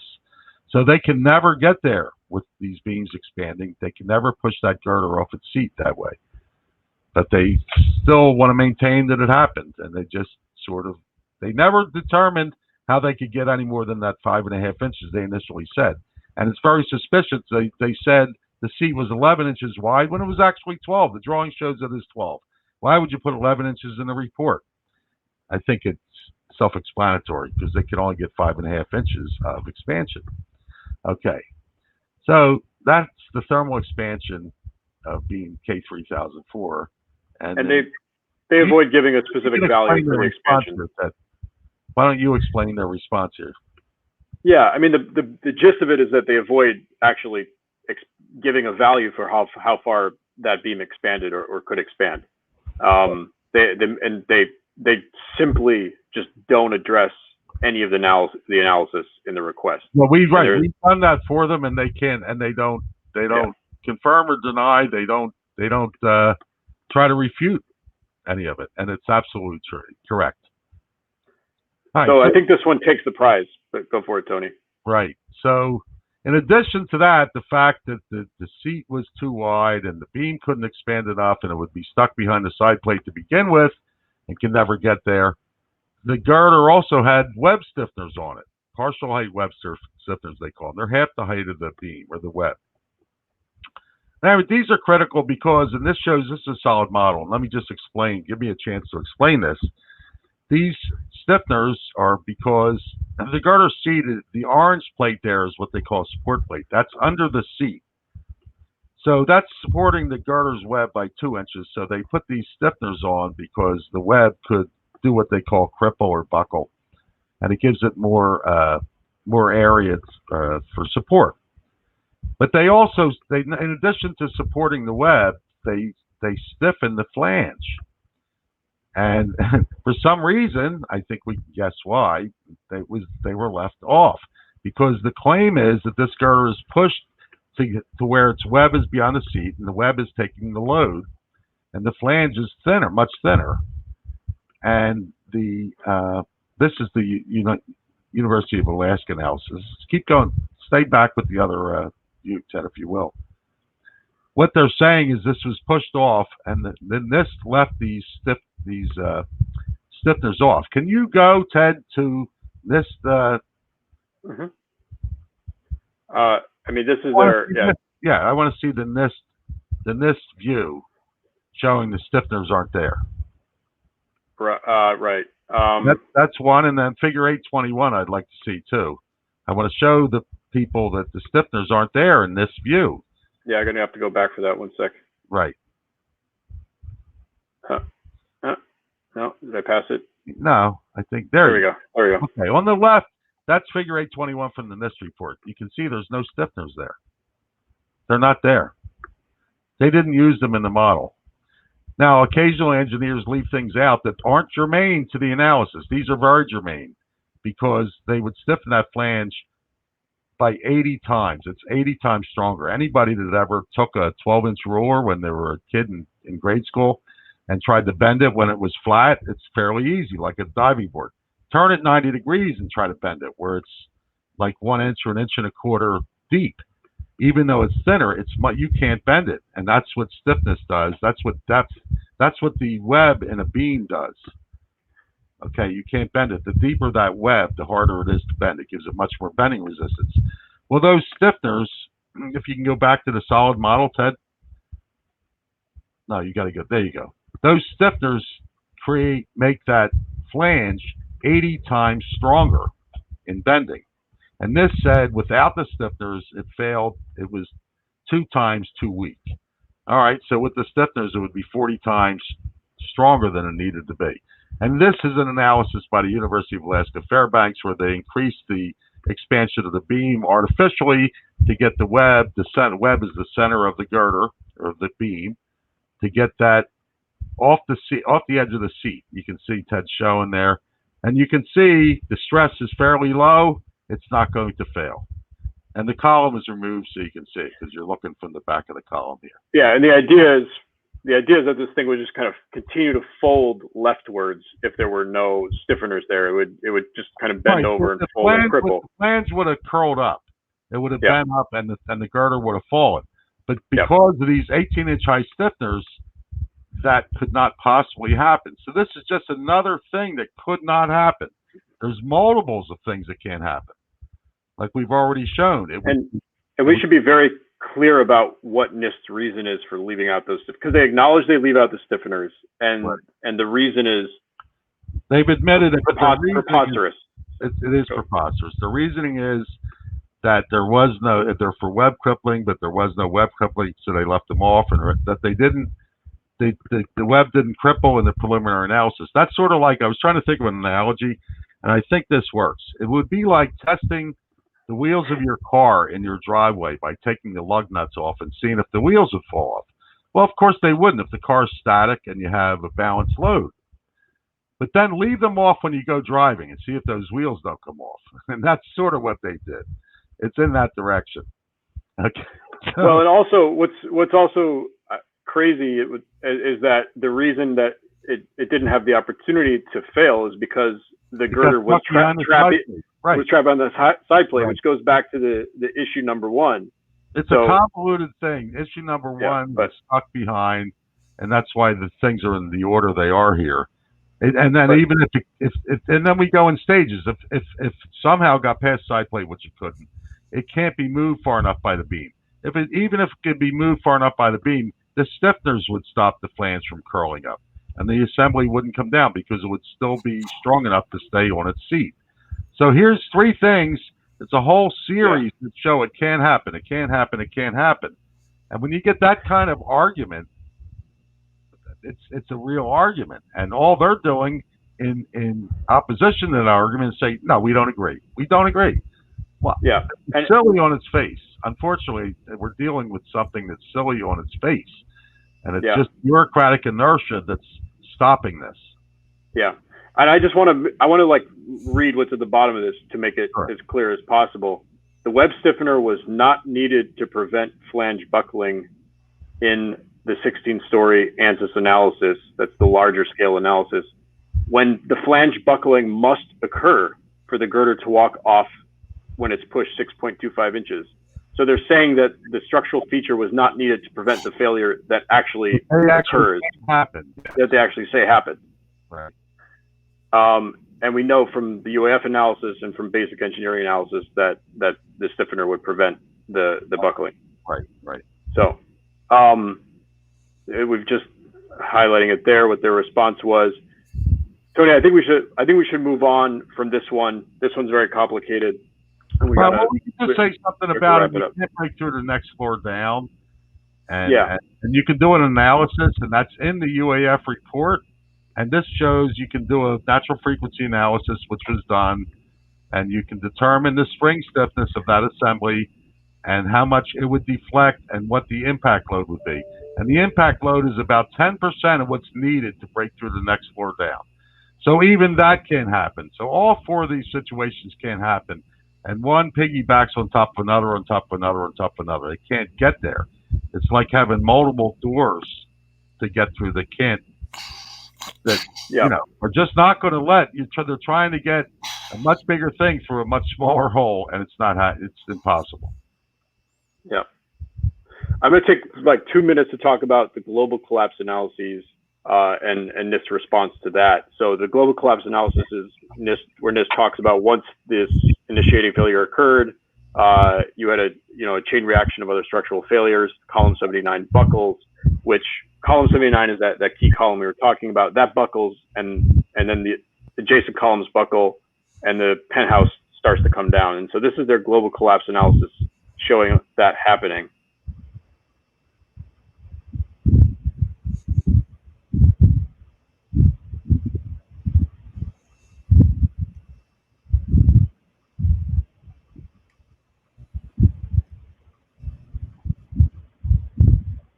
And then it ends right there. And so as you can start to see, by this point, which is not actually very far in terms of time into the collapse, the building is severely deformed. And we'll get a little bit more into that now in these coming slides. NIST claim here is that the global collapse analyses match the observed behavior reasonably well. The global collapse analysis confirmed the leading collapse hypothesis. So they use this global collapse analysis to say our hypothesis is correct. The animation looks like the real thing, when in fact it doesn't whatsoever. And so that's the claim that we make in section E of the request. Contrary to NIST assertion, NIST global collapse analyses do not match the observed behavior reasonably well and do not confirm NIST leading collapse hypothesis. And we focused on, what we're making the case is that their model fails to match most of the observed behavior, and that it predicts fundamentally different structural behavior from what you actually see in the video. So in the video, you have a lack of, almost total lack of deformation.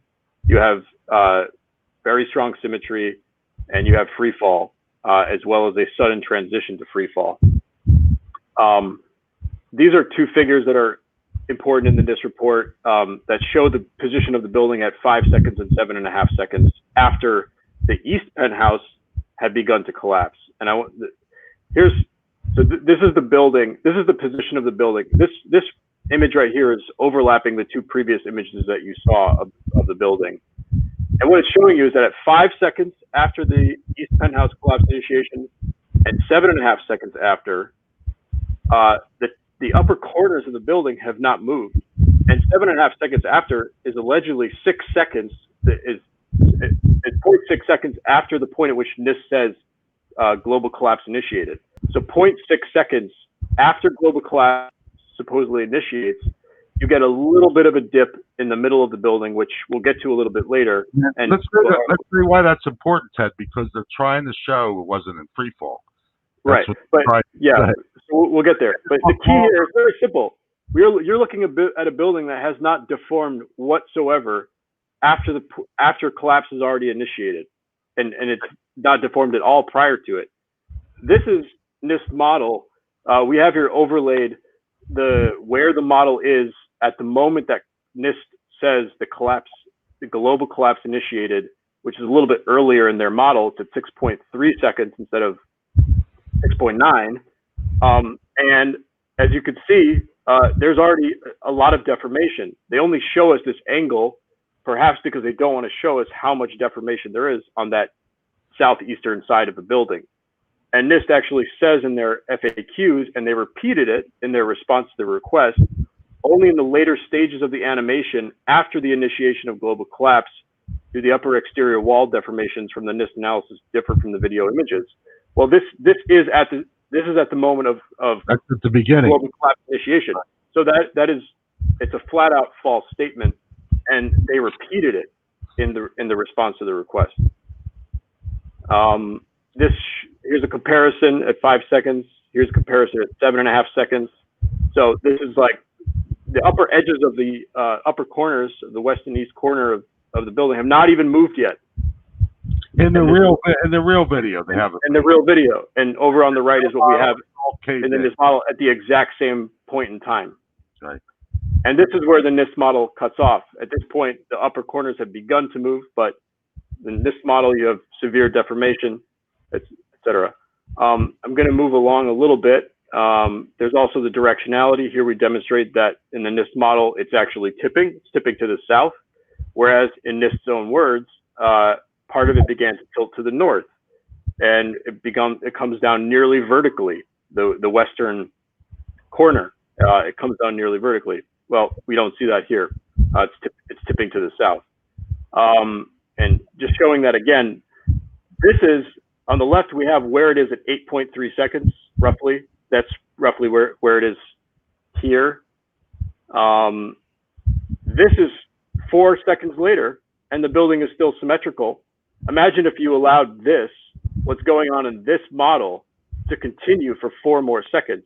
The building would probably be halfway to the ground, but having tipped over. And that's why they cut off their model at that point, because it's tipping. Right. In real life, it did ultimately tip it. It was like, yeah, a little bit, but quite I mean, halfway down by that point. Yeah. Yeah. Unfortunately, there's so much detail here that we're not going to be able to get through.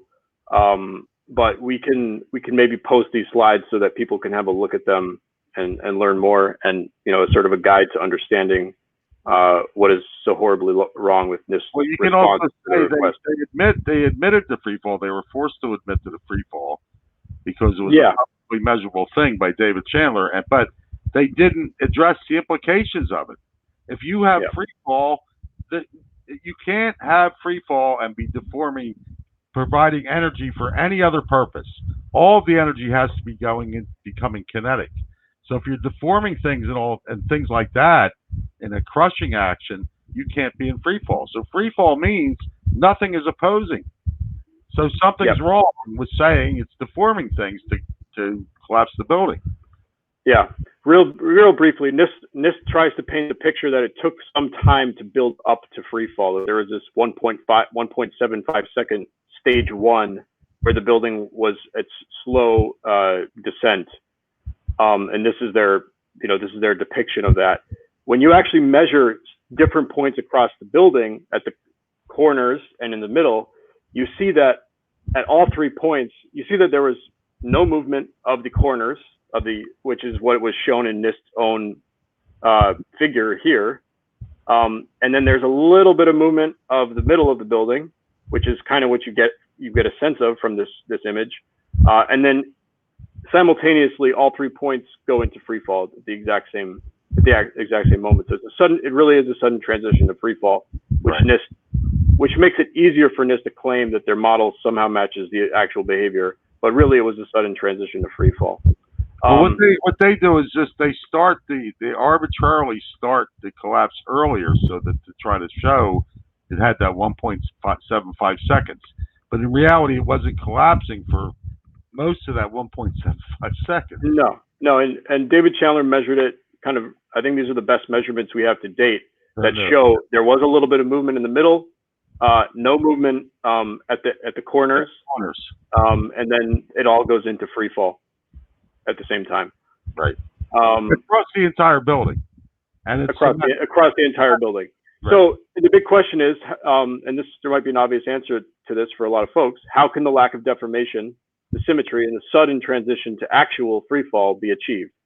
And that's what the UAF analysis shows us. You can get the east penthouse to fall without having any deformation of the rest of the building if the columns below the east penthouse are failed high up in the building. That will cause the east penthouse to fall, as we saw in the video, without deforming and causing to tilt the rest of the building. Right. Or minimally. The columns were largely intact for most of their height. Yeah. And this is the global collapse analysis in the UAF study, which shows again the symmetry, the free fall, etc. I think that's really, unfortunately, all we have time to cover. There's 3 other points, but I'm gonna skip ahead. We will make this available so people can review it. One thing just to highlight here in the last point, though, NIST's response to central claim of Section H. This is the last section of the request. Despite the discovery of severe erosion in several beams from the World Trade Center, NIST neglected to perform tests to determine the cause of the erosion in one such beam recovered from WTC-7, and then falsely stated that no identifiable steel was recovered from WTC-7. NIST's response is basically to say we cannot confirm with 100% certainty that beam was from Building 7. Now, all of the professors, researchers who studied this beam, everyone who has studied this believes that the beam came from Building 7. There's a lot of documentation to suggest that. And so this is one point, along with the earlier points, where we expect to be hitting this very hard in the appeal. I just say one thing real quick. It could be the type of steel that was used in Building 7 as opposed to the towers, and the shape. The shape of that beam may not have been anything they used in the towers, and that's why people knew it was from World Trade Center 7. It's almost. I mean, we have to study this. Physical proof. No. It's all. I can't say with 100% certainty, but based on what I've read so far, we know 100% that steel wasn't from the towers. So if it wasn't from Building 7, it would be from Building 6 or 5, etc. But I think you could say with, I think there's a sense with 99% certainty this is from Building 7. And the second point here, which is, we will be raising in the appeal, is not being able to confirm with 100% certainty that it was from Building 7 is not a rational basis not to examine it. If you examine that steel and you run tests and you perform other experiments and determine that thermite or some form of thermite is the only thing that could account for that phenomena, well, it tells you that phenomena was maybe possibly responsible for bringing that building down. What you got to say is what the phenomenon was. It was vaporized. Part of the steel was vaporized, right? It was melted. Yes. Melted and actually vaporized, right? It has tremendous heat to do that. So as Mick mentioned, the appeal is due 2 weeks from now, Sunday, September 27th. And this is the gentleman at NIST who will be reviewing the appeal. Mick, do you want to say anything to sort of wrap this up from a administrative and legal standpoint? Well, what I'm impressed with from what you presented as a lawyer is that there's several points in this response, putting their procedural failures aside, where they just give illogical responses, non-responses, black box sort of trust us responses. I don't really expect those to work with a judge, with a court on close analysis. This whole thing about the stiffeners, and we didn't have to use them in the second model because we didn't put them in the first model and we didn't have any walk off of the beam in the first model.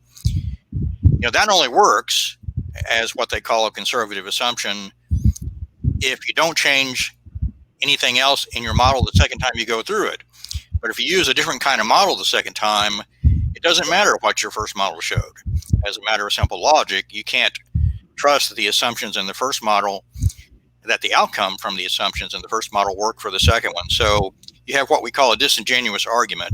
It doesn't hold up under simple logical analysis. So I think you got valid scientific arguments, but you got some basic logical mistakes.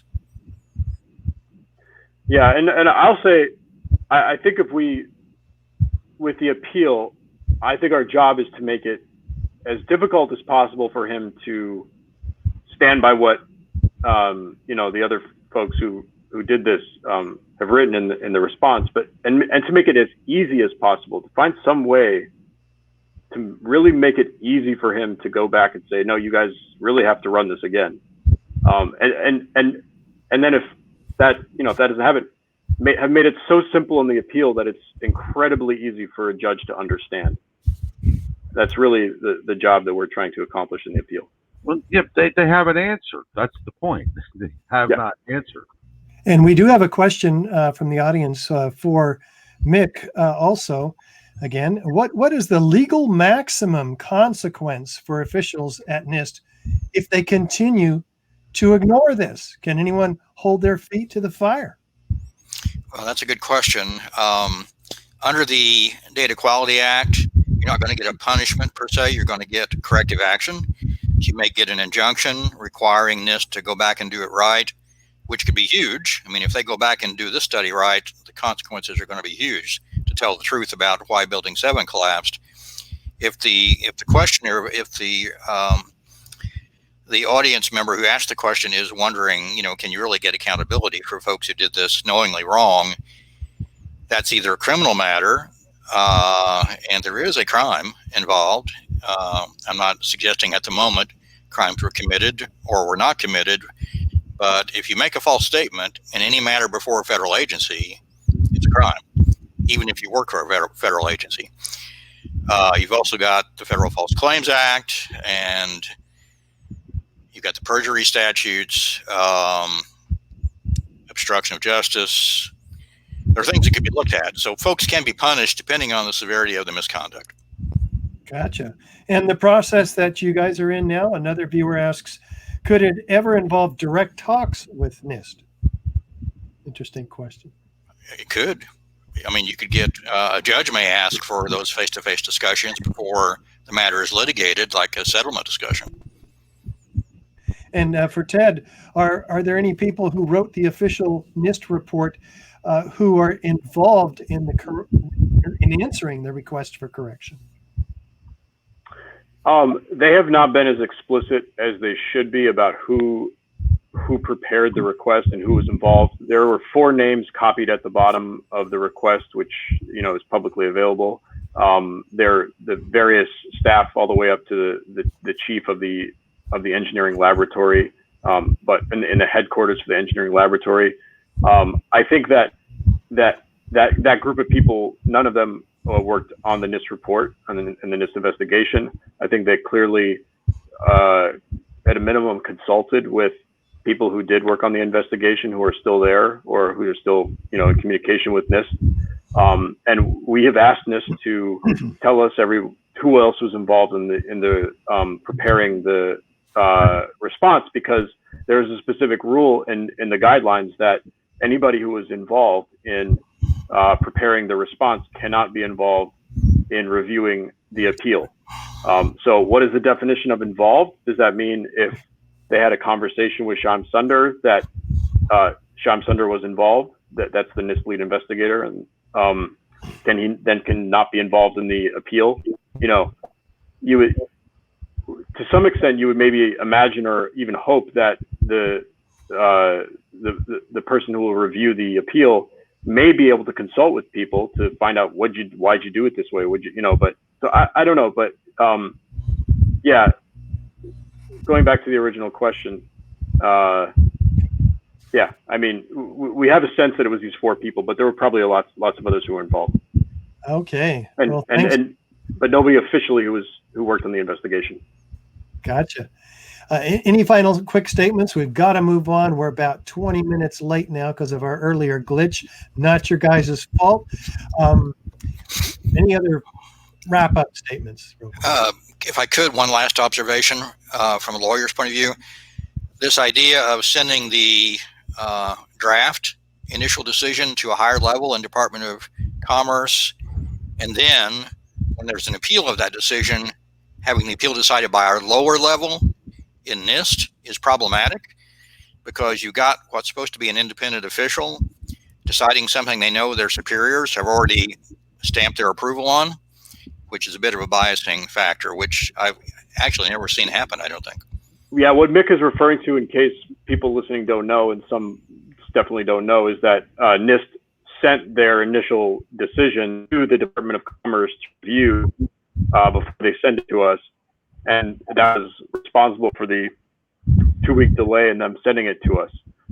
And so it does seem irregular that they send it to the Department of Commerce first. It seems to be, as Mick said, it presents a problem then when you have somebody higher up at NIST reviewing the appeal when the Department of Commerce has already been involved in reviewing the initial decision. Gotcha. Thanks, gentlemen. An awesome presentation. Really appreciate it. Clarifies a lot of questions there, and great questions too from our audience.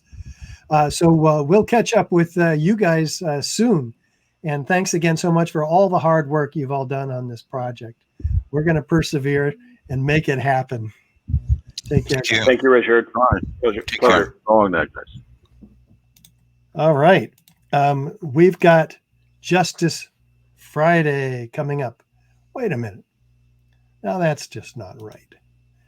I got the wrong slide going up there. But anyway, I'm going to have to fix that.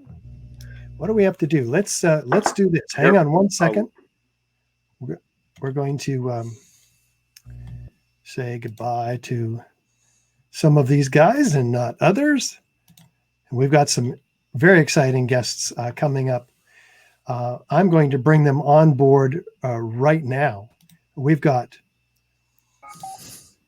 Mick Harrison, David Meiswinkle, and Barbara Honegger. Hello, Hi. you guys. Hey, Richard, how you doing? Hey. Great. Let me introduce you. We're gonna see if now oh, I know what's happening here. There, we were using Ted's instead of mine. The expanding legal front, and so this is the Lawyers Committee for 9/11 inquiry, beginning with Mr. Dave Meiswinkle. Dave is the president and executive director of the Lawyers Committee for 9/11 Inquiry. He's a criminal defense attorney, a former police officer of 23 years, and a U.S. Army veteran. Dave ran for New Jersey governor in 2009 and for Congress in 2010, stressing during both campaigns the need for a new 9/11 investigation. That's the kind of candidates we need.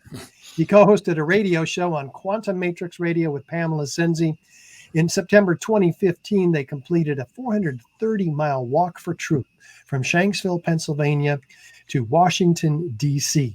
to Ground Zero in New York City. Ms. Barbara Honegger is a board member of the Lawyers Committee for 9/11 Inquiry. And here, let's go. Oh, they're not in order. Well, here's Barbara. There you are. And since 9/11 has been a leading researcher, journalist, activist, and public speaker on the event.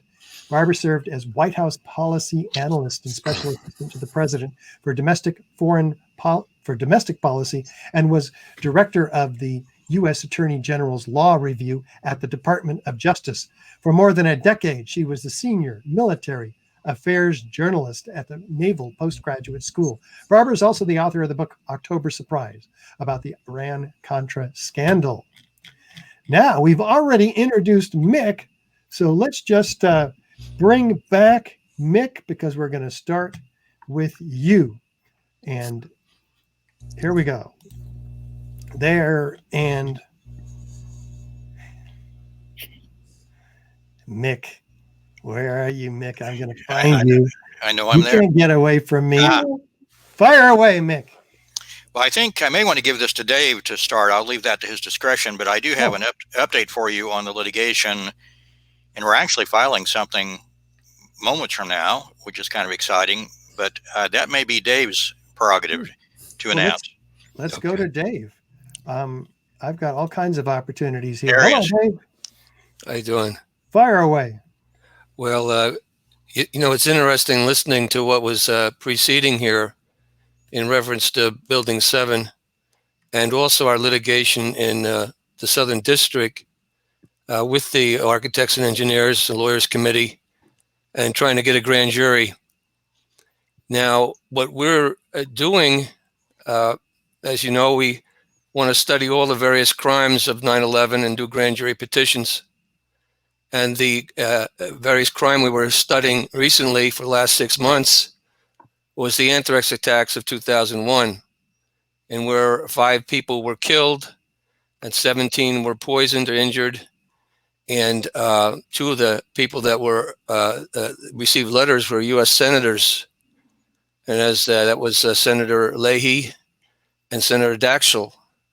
And shortly thereafter, you had the Patriot Act coming into reality, where a lot of our freedoms have been reduced since that time. And you also had wars with Iraq and Afghanistan, and which the results are still with us. So, but for that act of 9/11, had it been investigated properly, none of us probably would be here. We'd be doing something differently, which is ironic. But what we've been doing is studying the anthrax, and we've come up with some very interesting insights so that we can make certain statements now based on the evidence we have thus far accumulated. One of the differences I notice that jumps out while we're trying to get grand jury going down in the Southern District, there actually was a grand jury on anthrax, and it lasted until the alleged suspect committed suicide, and that was Bruce Ivins. And Bruce Ivins was a over 30-year veteran of USAMRIID, which is the United States Army Medical Research Institute of Infectious Diseases, and Fort Detrick. You've probably heard of Fort Detrick. And we have made connections with the scientists at Fort Detrick. And in our declaration, you will see a number of scientists, at least four scientists, 3 of them colonels. And they know Bruce very well. In fact, when he died at his funeral, there were hundreds of people there, and they were all crying because they appreciated him. And the bottom line is they think that he got the raw deal. He was the scapegoat. Now, going back to what we're doing now,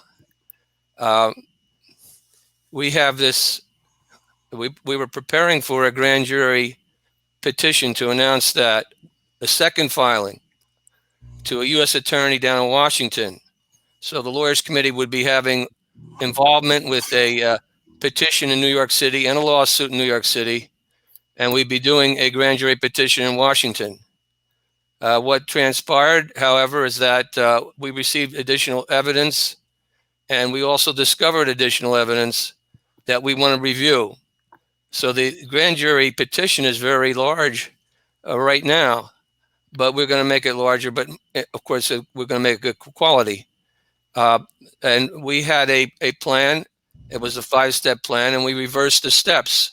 So today we're doing step 3, which is now step 1.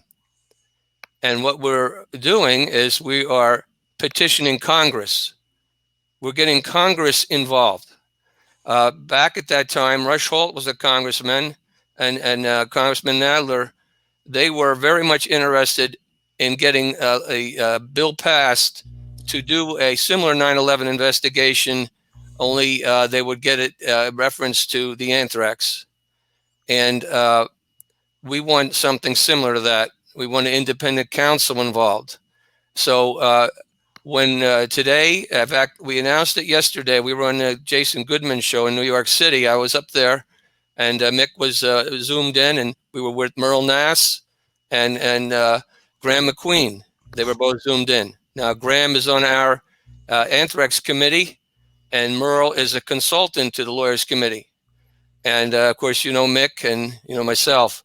We have a anthrax committee that Barbara's on it. She's a researcher and very active in it, and does quality work. And we have 2 other researchers, and Graham being one of them. You know, he's written a book on it. And we have 4 attorneys that are right on top of it too. And we've been meeting for 6 months. We've interviewed Richard Lambert for about 3 hours. He came before us. Richard Lambert was the head of the Amerithrex investigation. He's the FBI. He is the top FBI man in charge of that investigation. And he left it after 4 years. He believed he was being undermined, and we could give a litany of reasons why. In fact, he was so upset when he left, he gave them a 2,000-page document that no one's seen since. And we would like Congress, because he's told us Congress can have it released. In that document, there's 16 pages he refers to being exclusively devoted to Bruce Ivins. And Bruce Ivins, and to exculpate Bruce Ivins. So he didn't believe that Bruce Ivins was the anthrax killer, which is pretty significant if you think about it. The head of the FBI in that investigation thinks that the person who eventually is fingered as the killer isn't the killer. And he leaves the investigation because he believes he's being undermined. Now, leading up to Ivan's unfortunate demise, the FBI first, of course, you may have heard about Al-Qaeda. There was talks right away that Al-Qaeda was involved. And then it moved to Iraq. And this was big time coming out of the press. They were just drumming it up. But the curious thing happened. The anthrax was found to contain a clay substance called bentonite. Not bentonite. What it contained, normally they would have contained bentonite if Iraq was involved. But what was in it was a silicone, and it was maybe even more important to identify as an American. It was called Ames strain. And Ames strain is not made with bentonite. So that sort of gave an indication this must be an inside job. And so what happened then is that the FBI went to work on some people in Chester, Pennsylvania. 2 guys were employed there. They lost their job. They weren't the suspects. Then they went after a doctor in New York. He lost his marriage. He wasn't the suspect and lost his job. Then they went after a guy named Perry Mikesell. And Mikesell worked with Battelle and also formerly at Yosemite. They put so much pressure on him. He was drinking and drinking. He had a liver problem, and he died from liver poisoning, poisoning of the liver from drinking. Then they went after Stephen Hatfield, who was a fairly rugged fellow, and they hound dogged him for a long time. And finally he had enough, and he sued them, and he won about $5 million.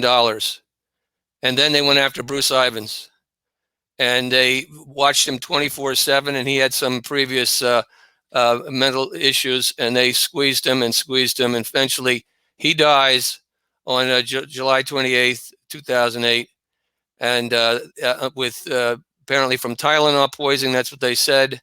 However, at the time he was taking antidepressant, 3 of them, and there's some indication that he was being watched 24/7, and there's some people that have told us that they believe he was murdered. So based on our investigation, Ivins couldn't have done it for the simple reason that besides, from what we could see, he wasn't the type of person that would do that, according to his friends and according to the scientists. At Yosemite and Fort Detrick, they didn't have the facilities. This kind of anthrax they utilized at Fort Detrick is liquid. And what was used in these attacks was a powder.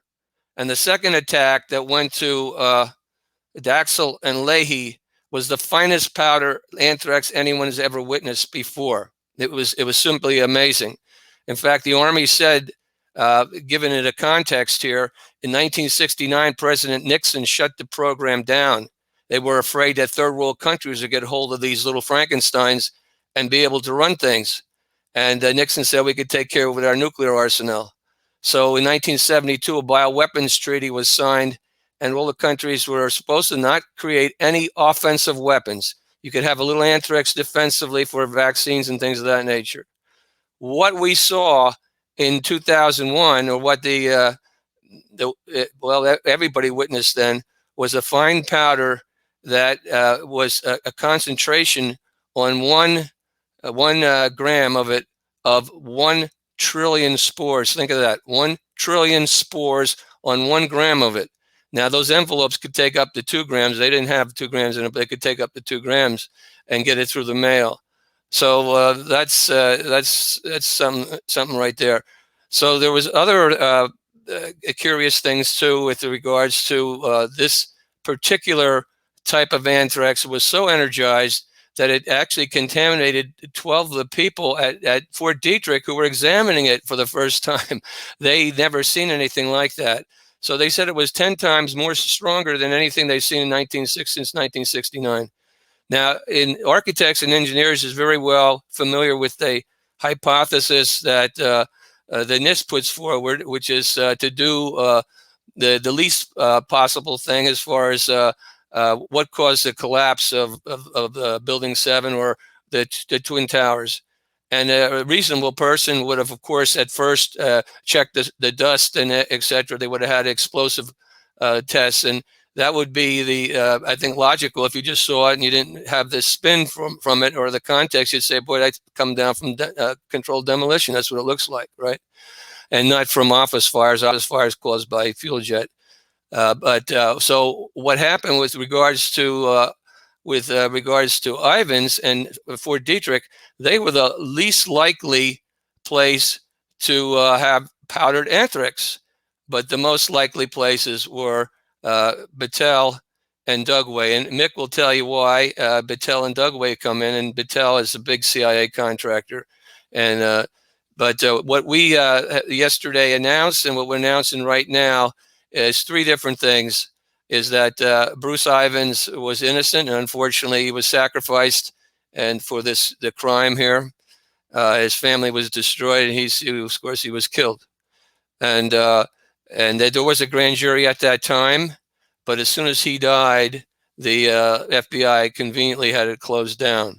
So that's the difference. We don't have to prove that there was bombs in the building. Because the anthrax, because the government admits there's anthrax. In fact, the government admits it looks like it was American anthrax. Now we have to decide who is responsible for it. So our first proposition is that Ivins wasn't responsible for it. He was an innocent person. The second is that the FBI was obstructive, deceptive, and very malicious in the way they treated him.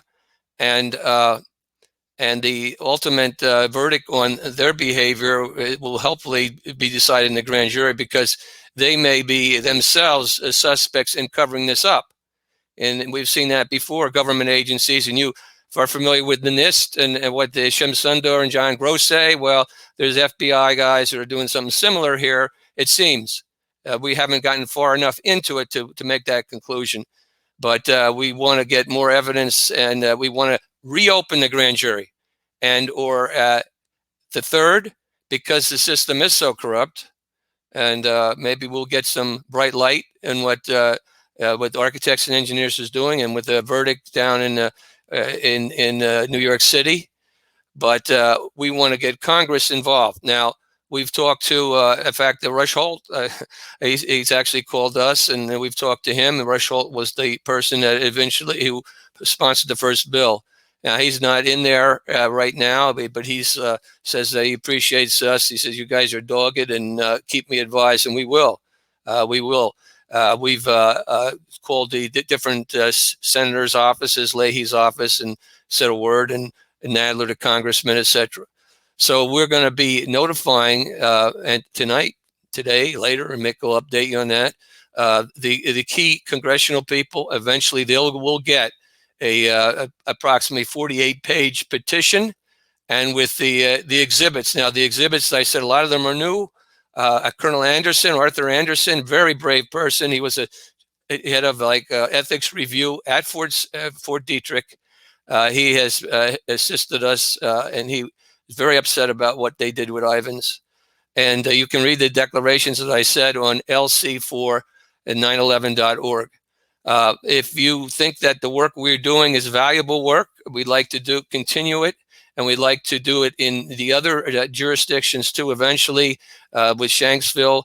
But the next one will probably be government obstruction and misconduct. There may be others out there who would like to get involved in that. That is going to be really a big effort. But we know that's everywhere, in every agency. And then there's Shanksville, of course. And then there's a very controversial situation with the Pentagon, where there's the different hypotheses, intriguing hypotheses, which the Lawyers Committee has not examined and studied or taken a position on. But we take a position on this. We have an open mind. We will look at all evidence presented to us, and we'll do the best job we can to get it right. And we know it's hard after 20 years to do that. Not easy.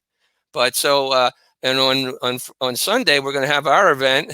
It won't probably be as good as your event in a sense, but we're going to have some top speakers there. Bill Binney will be at our event.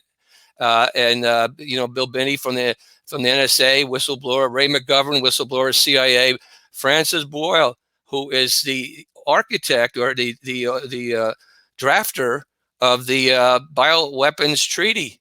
Amazing. He's an attorney. He's going to be there along with Merle and Graham and Mick and Barbara and myself. Bill Jacoby there. Christopher Joy will be there. And I hope I'm not leaving anybody out. You're going to have to fill it in, Barbara and Mick, if I left somebody out. So we're going to have 10 speakers in only 3 hours. It's going to be hard. So everybody's going to have to take a little bit less. But that's a little bit what I wanted to say. This anthrax is kind of fascinating. It goes from one level to another. When Mick will mention about these morphs, which were a big key identifier, and then the B bacillus subtilis, and then to the tin and the silicone, and that which is really used in the refined stuff that I just mentioned. So again, I salute everybody out there, because we're keeping the flame going. Everyone in architects and engineers, they're inspiration for the Lawyers Committee. Hopefully we'll be inspiration for others. And let's just keep it going. I thank you very much. Thanks, Richard.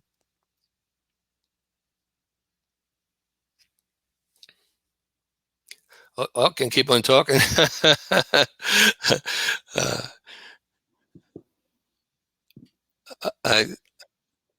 So Dave, I think it's Barb's. Okay, Barb's next. Okay, good enough. Barbara, you got it? Go ahead. Yeah, I suppose I'm going to go straight. Richard, great, there's my first slide. Hey, the slides are working. Mick was going to go first, but I got a message that because the slides were not in the order that they were originally intended, that I need to go next. So anyway, hi everybody. First, I want to thank Richard Gage and Architects and Engineers for this absolutely magnificent event. That's number one. Number two, I just would like to say that it's an honor to be part of the Lawyers Committee. I'm on the board, I'm an officer, and I'm on the Anthrax Petition Committee. And it's been an amazing ride to get to this day when we're about to file our petition to Congress. And next month, hopefully in mid-October, around the 15th, we'll be filing our grand jury petition in Washington, D.C. as well for a grand jury. So I just wanted to thank everybody for that. May I have my next slide, please, Richard? See if it comes up. Hey, great. Okay, it's hard for me to read that slide because the text is so small. However, I believe it says this. Very good, thank you. This is the famous quote by Margaret Mead, the famous anthropologist, to never doubt that a small group of thoughtful, committed citizens can change the world. Indeed, it is the only thing that ever has. I happen to believe that. And I just want everybody who's watching this in the 9/11 Truth Movement and the world to know that the Lawyers Committee is absolutely one of those groups of thoughtful, committed citizens who are changing the world. So allow me to bring up my next slide, but not yet, Richard. I just want everybody to know that the Lawyers Committee not only will be making a huge difference, but already has. I'm just going to give one quick example.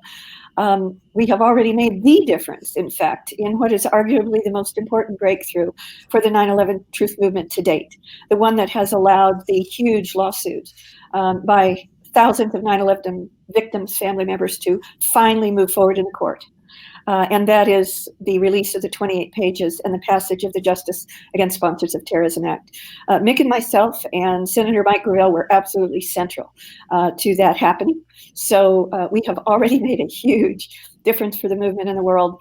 And the passage of JASTA, the Justice Against Sponsors of Terrorism Act, has been called a revolution in the very foundation of international law, which indeed it is. So give me just a moment here. Have to know what the next one is. All right. If you would please, the next slide, Richard. All right. So 9/11 truth matters because truth matters. Truth matters hugely. It is impossible to have justice, which is what the Lawyers Committee is about, without truth, and it is impossible to have peace without justice. The truth is that the challenge we face is because the real perpetrators of 9/11, the anthrax attacks and other false flags, do not want peace. They do not want what we want. For them, peace is the enemy, which is why they go to such extreme lengths as they have to lie and bury the truth about 9/11 and, as you will see, the anthrax attacks. If I may have the next slide, please. So, there is one man, probably more than any other in modern history, who knew this, and it was the center of his life, and he acted on it, and that is, of course, Mahatma Gandhi. But he also knew that the truth is not enough. He knew that the truth has to be united with force, with power, with efficacy, so that it makes not just a difference, but the difference. And that difference has to be in the real world, the one that we all experience, not just in the imaginary world or the digital world. And that is the geopolitical world, whether we like it or not. And most people don't know this, but Mahatma Gandhi began his movement to unite truth or facts with power or force on September 11th, right after the turn of the 19th century, just going into the 20th century. And since 9/11, we now face a great and repressive empire in our own country, like the one that he used, Satyagraha, which was their name in Hindi for uniting truth or facts with power. We are now facing just as great a repressive empire as Gandhi faced back then. But in our case, it's the empire of our own country. And we can throw it off and get back to normal, back to being America, by using and having faith in Gandhi's strategy and methods. If I may have the next slide, please. All right. Now, Gandhi's revolution was both a truth revolution and a political revolution. And just to prove to you that we are in the middle of a political revolution in the 9/11 Truth Movement is this incredible quote from Patrick Henry, who may have made more difference than any other in the American Revolution and its success. For my part, whatever anguish of spirit it might cost, I am willing to know the whole truth, to know the worst, and to provide for it and to act upon it. So if I may have the next slide, please. All right.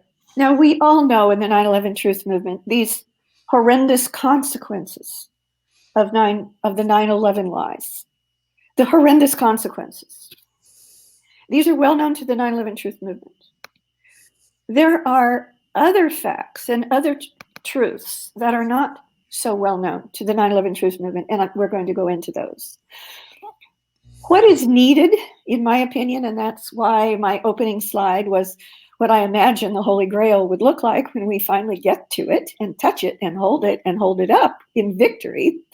What we need is a Holy Grail for the 9/11 Truth Movement. For almost 2 decades, our Truth Movement has been and is actually a search for that Holy Grail. What do I mean by that?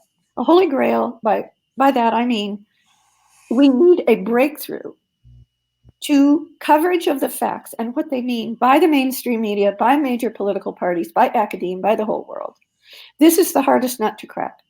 And I've made it my mission to identify what I consider the highest holy grails of 9/11 facts. These are burning facts which, by my definition, alone, standing alone, can prove that the official conspiracy theory of 9/11 is both an immense lie and a psychological operation. There are 5, in my opinion, 5 key holy grails of 9/11 facts. The first is the war games and emergency response or counterterrorism exercises on scenarios of hijacks, even hijacked planes approaching and crashing into buildings on the morning of 9/11 itself. That is, to me, the main holy grail of 9/11 truth in that area. If I could have the next slide, please. So this is the cover of Crossing the Rubicon. And this is a very important book by Michael Rupert, one of the very first, about the same time, maybe even a little before, as David Ray Griffin's first book. The 9/11, The New Pearl Harbor by David Ray Griffin. And this book has 2 very, very important chapters. They're arguably the most important chapters. They are on the emergency response counterterrorism exercises, also sometimes called war games, that were happening on 9/11, that mirrored or paralleled the scenarios of the actual attacks of 9/11. And many people don't know that I am the source of the vast majority of the information in those 2 chapters, 19 and 20. And in the acknowledgments to this book, Michael Rupert does credit me for, quote, giving him, in his words, the holy grail of 9/11 truth, which are those very facts. If I could have the next slide, please. All right, and now, thank goodness, thanks to my work and Michael Rupert's work and many others developing this, including many others in the movement, now the emergency response exercises and war games that were happening on 9/11 and being practiced, over 25 of them before 9/11 in the lead up to 9/11, but many on 9/11 itself, mirroring what happened in the actual attacks on 9/11. That is now common knowledge by the 9/11 Truth Movement, and this is arguably the most efficient way to get that information across to people in the movement. And this, of course, is the War Games documentary by James Corbett. So I highly recommend, if you haven't already, that you be sure and watch that. I need to say a few things about that. I will just say in passing that the other holy grails, and I'm getting up to the one that matters, the anthrax attacks. The other holy grails, according to me, besides the war games on 9/11, are the massive inside deep basement explosions in both World Trade Center towers that happened before a plane hit either tower. That's an incredible smoking gun. The third one is, of course, the World Trade Center collapse in a classic controlled demolition, 3 buildings, 2 planes, and we have the magnificent work of architects and engineers and others in the movement to thank for that. The fourth one is a pre-plane time approach of a massive inside explosion at the Pentagon at 9:30 on the morning of 9/11. And the heroine of that, like Willie Rodriguez, is the hero of what we now know about the pre-plane impacts in the basements of the World Trade Center towers. April Gallup is our heroine for our knowledge of the pre-plane approach, massive inside explosions at the Pentagon on 9/11. Go to my next slide. Now we're getting up to the anthrax attacks, because the anthrax attacks, in my opinion, are actually the highest holy grail of the 5 that I have selected out over 19 years of research on 9/11. There are multiple links of anthrax, reports, counteractions, many other links to anthrax, believe it or not, on the day of 9/11 itself, as well as between the attacks of 9/11 and the very first public awareness of the very first anthrax letter being received, let alone mailed. These were mainstream media and mainstream press articles, high-level government media elites taking anti-anthrax Cipro. The most well-known of these links of anthrax to the day of 9/11 itself is that Jerome Howard, who had been head of security for the World Trade Center and was an expert, in fact, many say obsessed, with the details of building collapses, he personally put the Bush-Cheney White House and its personnel on anti-anthrax Cipro on 9/11. But that is by no means, the only example of anthrax links to the day of 9/11 itself, or at a very minimum, the fear of an anthrax attack on the day of 9/11 itself. All right. So that is extremely, extremely important. So let me scroll down. If I may have the next slide, please. That's already up. Thank you very much. So why the truth about the anthrax attacks matters so much for 9/11 truth and justice. And we'll just leave this slide up if we could. All right, why does it matter? The truth about the anthrax attacks matters so hugely because they have been acknowledged by our government itself to be an inside job. Indeed, our government insists that we believe that they were an inside job. The FBI and the government's own official conspiracy theory, in fact, is that Bruce Ivins, an Army, a military, even though he was a civilian, an Army microbiologist then at Fort Detrick in Maryland, was the sole anthrax killer, that he did everything, that he created the anthrax, put it in the letters, and mailed the letters. But when you read our lawyers' committee petition, both the one to Congress and in the middle of next month, also to the U.S. Attorney in Washington, D.C., we can prove that Bruce Ivins did not do it and could not have done it. He is literally the patsy, the Lee Harvey Oswald of the anthrax attacks that are directly linked to 9/11 for the reasons I just mentioned, and which were used to pressure Congress, which is a political goal, into passing the Patriot Act. That is the very definition of terrorism. To use violence, in this case, a weapon of mass destruction bioweapon, mailed to civilians, i.e. Senators Leahy and Daschle, for the political goal of pressuring the Congress to quickly pass the Patriot Act. All right. Now, the facts and evidence in our lawyers' committee petition proves, that's the word that attorneys like to use, is dispositive. Not only that Ivins did not do it, but he simply could not have physically done it at all. The real what does this mean? It means that the bottom line is that the real perpetrators of the anthrax attacks, the mass murderer terrorists who used a weapon of mass destruction, a bioweaponized anthrax, against the United States Congress itself, the very heart of our democracy, are still at large. They are armed and dangerous with weapons of mass destruction, and they are free to do it again, and even worse. And remember those words, even worse, for a little bit later. All right. So why could the anthrax attacks be the holy grail of 9/11 truth itself, not just the anthrax truth? If the letters weren't mailed until after September 11th, how could the anthrax attacks, letter attacks, be the holy grail of 9/11 truth itself? Now, at this point, I just need to make a declaration here that up to this point, everything that I've said are simply facts that are well known. They are documented, many of them acknowledged, even insisted that we believe by our own U.S. government and the FBI. From here on out, it's my own research, and I'm not.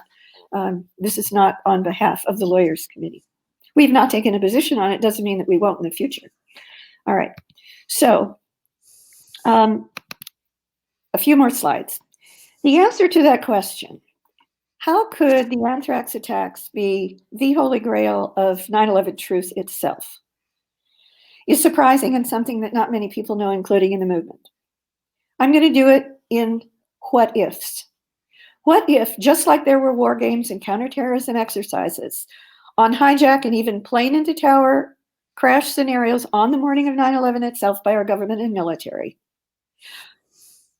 And we know that there were links of anthrax to the day of 9/11 itself.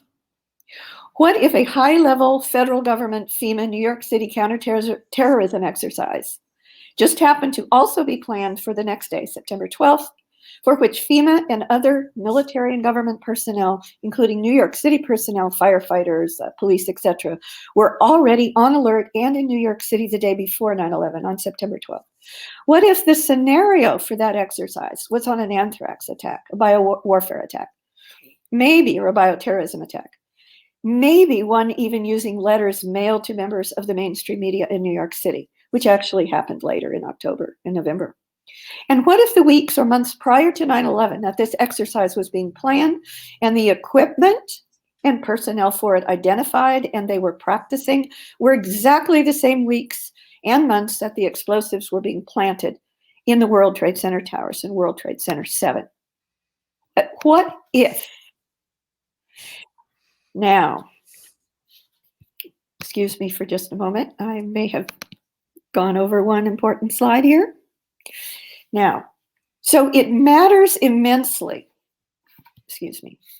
I do have to back up one slide here. All right. And what if the command center for the anthrax attack exercise was on a pier not far from Ground Zero? And what if all the critical functions of the World Trade Center Emergency Operations Center of Mayor Giuliani were able to very quickly and, quote, miraculously, unquote, be set up in what was to have been and became the command center for the bioterrorism exercise on that very pier after World Trade Center just happened to collapse on 9/11 in a classic controlled demolition? Now, these are not if, they are real, they happened. And they are the holy grail, in my opinion, of both the anthrax attacks and 9/11, because any direct links between the anthrax attacks, which the government itself insists was an inside job, and 9/11, which the government is desperate for you not to know was also an inside job. By simple logic 101, 9/11 itself had to also have been an inside job. And by the same or many of the same high-level inside perpetrators who planned the anthrax bioweapons exercise and did the actual real-world anthrax attacks shortly after. No wonder the government, after first wanting you and the public to believe that it was a foreign terrorist organization, Al-Qaeda, that was behind the anthrax attack, but only just long enough to get their Patriot Act rushed through Congress, then and now, they now want you to believe that September 11th attacks and the anthrax attacks are completely unrelated, that a lone nut domestic terrorist named Bruce Ivins did the entire thing himself. Could that possibly be because they don't want the American people in general, and especially you in the 9/11 Truth Movement, to know that the anthrax attacks and 9/11 were both by domestic terrorists, and arguably by the evidence that we now have by the same, or at least some of the same domestic terrorists?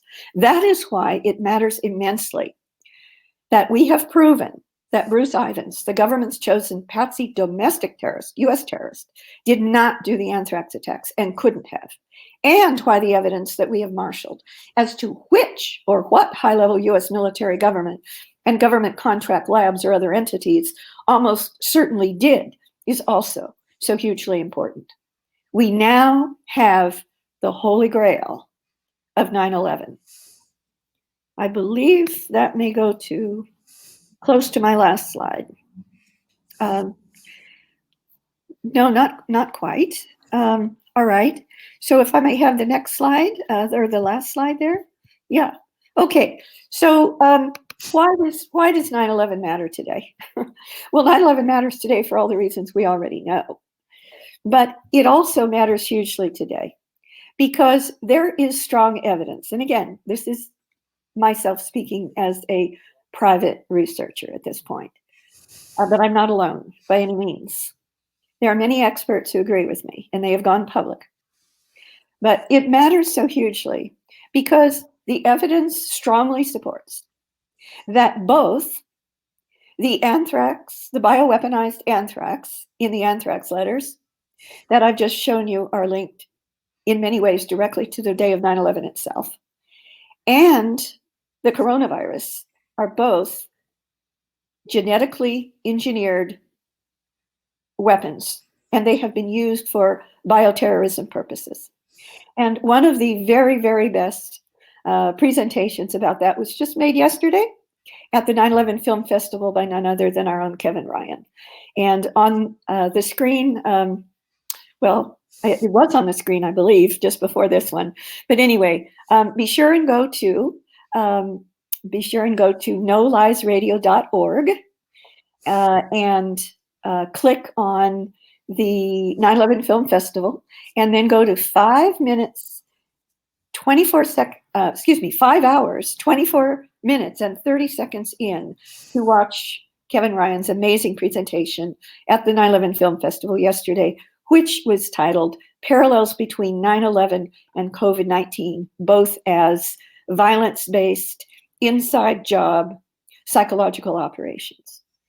And I thank you very much for your attention. I hope you now understand why the anthrax attacks could well be the holy grail of 9/11 truth. Thank you. So, Dave, I'll pick it up from there if you're okay with that. Sure, yes, please. So, thank you, Barbara and Dave. Since I didn't go first, I will now do what I would have done had I gone first, which is to do a disclaimer, sort of a lawyer's thing. Barbara has already made one, but other than us talking about the anthrax petition and the basic conclusions, we're pretty much speaking for ourselves and not for the lawyers committee. So I just want to make that clear. And we all are at different places in our investigation of the 9/11 related issues, but we have come to a point of common concern about the anthrax attacks. And let me tell you why we're focused on anthrax. Some folks may not have studied the anthrax attacks. They happened in October of 2001, shortly after September 11th. They were the second big scare, the first being the 9/11 attacks themselves. And from our analysis, we have concluded that the primary motive of the anthrax attacks is the same as the primary motive for what was what we call controlled demolition of the Trade Center towers in Building 7. It was essentially a shock and awe campaign against the United States citizens. In other words, there was a goal to motivate us to support attacks on Iraq, attacks in Afghanistan, and the war on terror. And both the destruction of the buildings in New York on 9/11 and the anthrax attacks the next month basically created a climate of fear in this country. And we did rush into a war on terror and attacks on Iraq. And there were early claims that Iraq was responsible for the anthrax attacks. That turned out to be false, just like some other things about Iraq turned out to be false. So 9/11 and the anthrax attacks are very intimately related.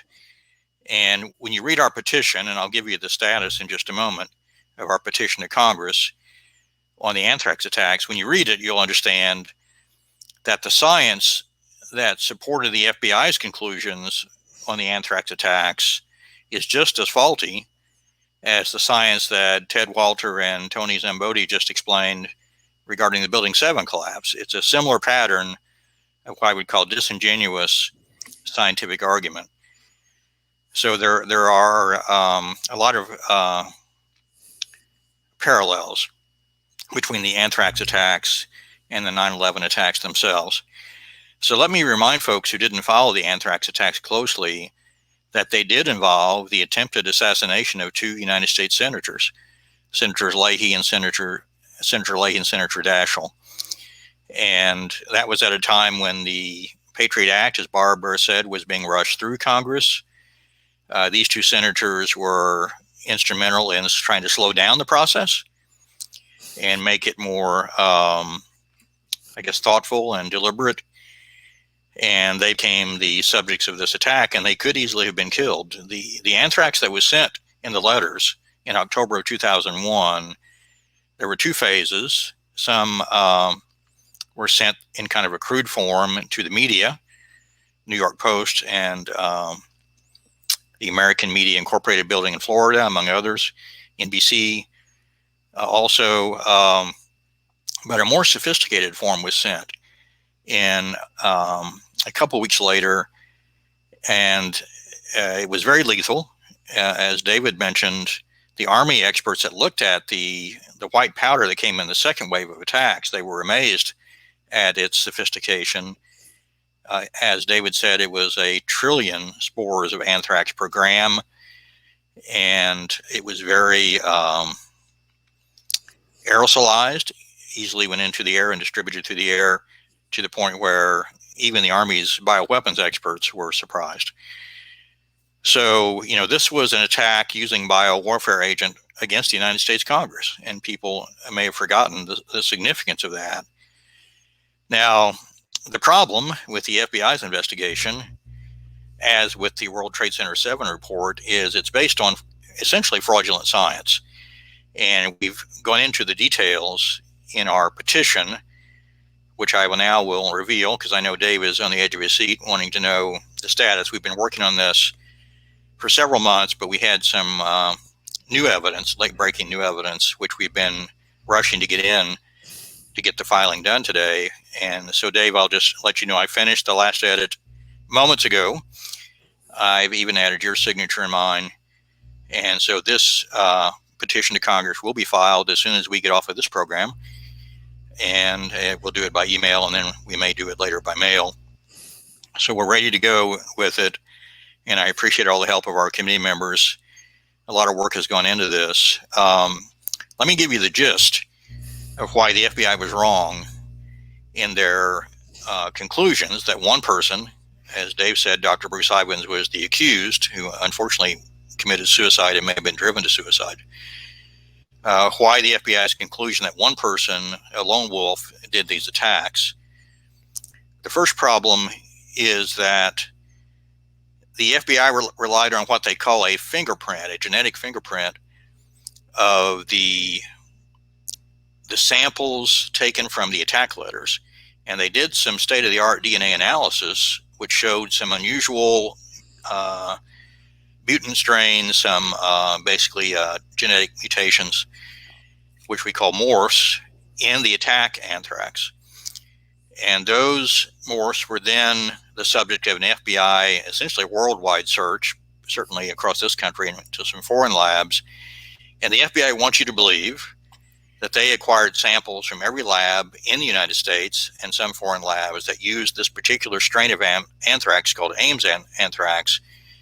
And they did the DNA testing and determined that they could narrow the field of suspects to Fort Detrick in Maryland, the United States Medical Research Institute for Infectious Diseases, US AMRID as we call it, and Bruce Ivins, who worked there, Dr. Ivins.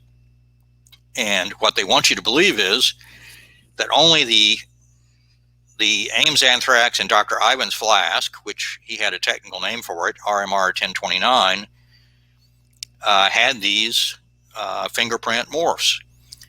Now, there's a major problem with that. First of all, the anthrax that went into Dr. Ivins' flask, the 1029, 85% of it came from Dugway Proving Grounds, the Army's facility, bioweapons facility in Utah. And the FBI knew that. Dr. Ivins added 15% from his own stock because some of the Dugway stuff had contamination in it from another bacteria called B. subtilis, also called B. globigii, and a sort of common contaminant at Dugway. And when Dugway was making this anthrax for Dr. Ivins, they had to actually discard some of their production runs because it had so much contamination with the B. subtilis. And so if you look at Dr. Ivins' flask, which was the focus of the FBI's attention, it had two components. It had Dr. Ivins' sort of private stock, if you will, which was called RMR 1030, which he made there at Fort Detrick. And then you had Dugway's stock. And what the FBI hasn't made a big point of explaining to the public is they did test Dr. Ivins' private stock, RMR 1030. It didn't have the fingerprint morphs. They were missing from Dr. Ivins' stock. So if Ivins' flask only had two ingredients, one of which, Dr. Ivins' stock, didn't have the morphs had to come from the Dugway contribution. And the FBI has tried to convince the American people that they've narrowed the field to Fort Detrick in Maryland and Dr. Ivins, when in fact, that field of suspects should have been broadened to hundreds of people, including the folks who worked at Dugway Proving Ground, the folks who worked at Battelle, a laboratory working for the military and the CIA in Ohio, and all the folks who got anthrax from those two facilities. And so when we started investigating this, one of my first questions was how did the FBI avoid admitting what I just told you, which is that Dugway's anthrax had the fingerprint morphs, and the only reason Dr. Ivins' flask had them is they came from Dugway. And they never made that clear in their public statements. So in looking into it, we read the National Academy of Sciences report, the NRC, National Research Council of the National Academy of Sciences. They did a report after the FBI closed its investigation, and notably that independent scientific body was asked to look into the FBI science by the FBI itself, Director Mueller. And they started their inquiry, but before they could finish it, the FBI decided to close down their investigation before learning what the National Academy of Sciences had to tell the FBI about their science. Well, we learned a year after the FBI closed their investigation that the FBI science wasn't very good. In fact, it wasn't reliable enough to reach the conclusion on which the FBI's entire investigation was based, which is the fingerprints pointed to Dr. Ivins' supply of anthrax. And so there was no science really behind the FBI's conclusion. But it was worse than that. When you read the footnotes, and you really have to, and this is a long report, when you read the footnotes in the NRC report, you learn in 2011, a year after the FBI closed its investigation, from the NRC, not from the FBI, that Dr. Ivins' flask 1030 was tested and didn't have the fingerprint morphs, which is what leads to the conclusion that Dugway was the source of the fingerprint morphs, at least one of the sources. So then I asked myself the question, okay, now that I can prove that Dugway's anthrax had the fingerprints, why didn't the FBI tell the public that their samples they obtained from Dugway showed the fingerprint morphs? And the FBI made a point of telling the world that they subpoenaed or searched every lab that had this Ames anthrax. So they must have had Dugway samples. So we went through the Amerithrax, which is what the FBI calls its investigation, the Amerithrax documents, and we found the report where the FBI searched Dugway. They actually did search Dugway. And they obtained samples that Dugway made available from the production runs for making the anthrax that went into Dr. Ivins' flask. And the interesting thing about it was, and the NRC reported this, all of the samples the FBI gave from those production runs that Dugway gave to the FBI from those production runs were dead. They were non-viable. They wouldn't grow. Now, why does that matter? You can do DNA tests on, biological material that's not alive. DNA is still there. So why would that matter? Well, that was the next question in our inquiry. And then we stumbled over the fact, and the NRC reports this, that the FBI mysteriously adopted a protocol that they would not test any sample from any lab that was not viable, that was dead. And that conveniently allowed them to not do DNA test on Dugway samples because Dugway conveniently provided only dead samples. So for a reason that makes no scientific sense, the FBI didn't test the Dugway samples, they didn't report the results, and that is the only reason they didn't have to tell all of us that their entire case was based on a scientific misconception, and the fact that they didn't tell us indicates it was likely based on a scientific fraud. So we have put this evidence into our petition. In addition, once you realize that the field of suspects is broad, that it really should not have been narrowed to Dr. Ivins and Fort Detrick, then the question is, how do you legitimately narrow the field of suspects? And there are two ways to do that with the evidence that we've seen. One is you can look at, as David mentioned, the Bacillus subtilis contamination or subtilis contamination, that is found at Dugway. It was not found in Dr. Ivan's anthrax, and that contaminant had not been used at Fort Detrick for many years, since 1985.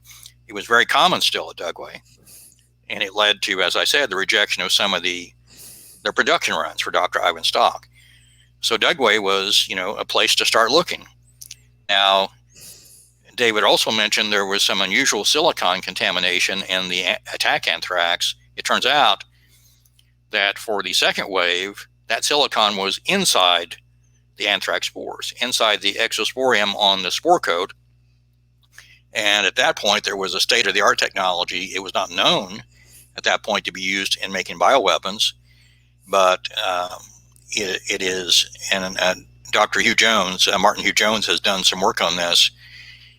The evidence points to the fact that Battelle, or maybe another CIA contractor, was actually given a contract to do what we call microencapsulation, which is a process which could result in this inside the spore silicon contamination, which has the impact of making the anthrax more weaponized.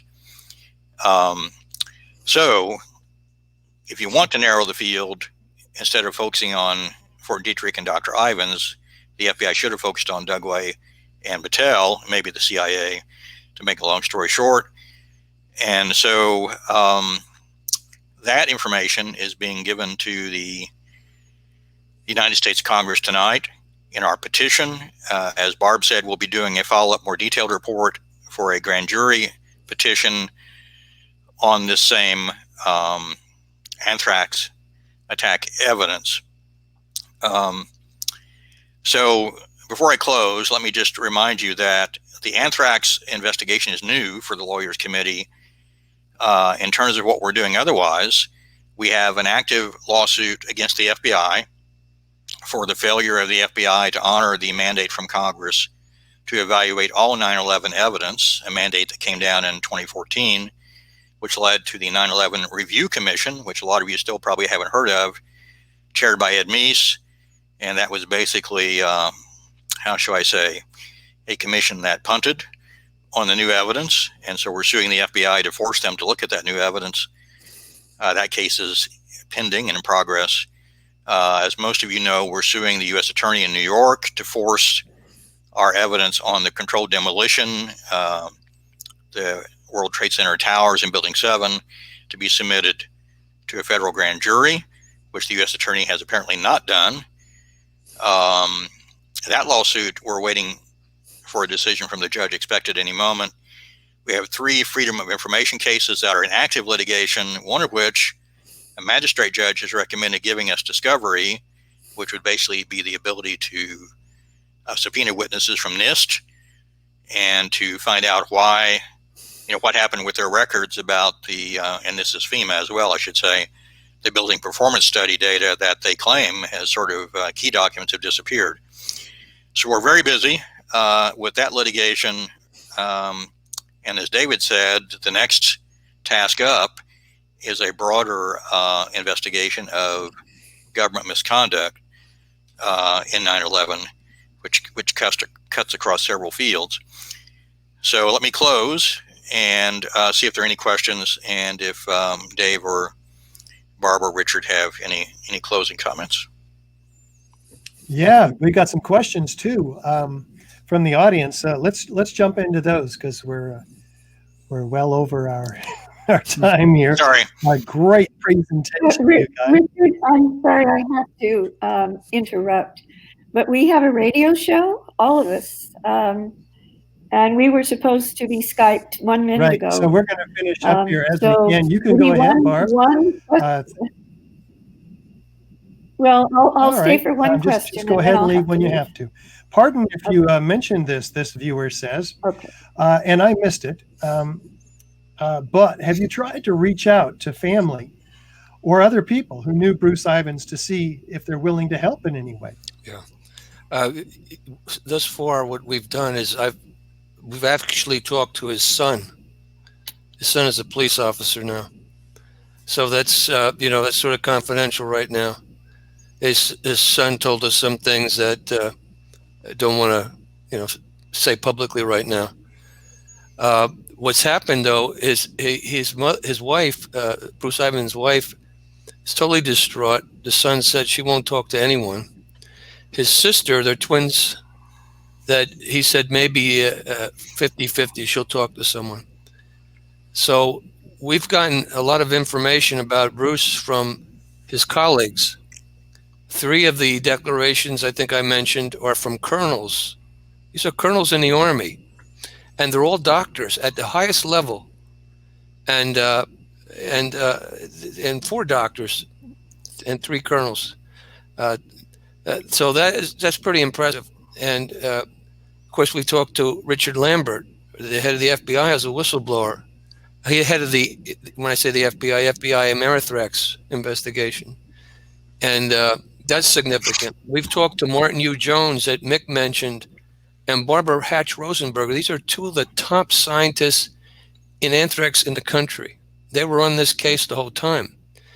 We've had this petition that Mick's mentioning to Congress reviewed by a colonel at Fort Detrick, who's a doctor, and by a top physician or doctor, top scientist in the country on anthrax. So we want to be absolutely right in what we're saying. We're saying we're taking this a new step. When Mick talks about the 4 morphs, when he talks about Dugway and the dead samples that they didn't want to test these dead, and we could have got DNA off of them, where Dugway was 85% responsible for what was in that flask, and the government said that flask is the fingerprint that does Ivins in. Where possibly 400 people had access to that flask.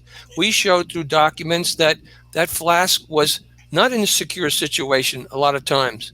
It was in an area where it was readily accessible by other scientists. Hey, Dave. Dugway could have been involved, the Battelle could have been involved, and that's only the beginning. We don't know where it will end, but we would want the Congress to investigate it, and we want to get a grand jury to look into it. We can only do so much in putting these facts together. So in reaching out as we go forward, and it's a really good question, we will probably talk. I have the addresses and phone numbers of all the victims. Remember, there were 17 people that were injured and 5 people that died. And we have their material. We have an investigator that located that for us. So when the time is right, we'll go forward with that. Because of the grand jury petition, we didn't submit that yet. But I thank you for the question, because we've been so busy.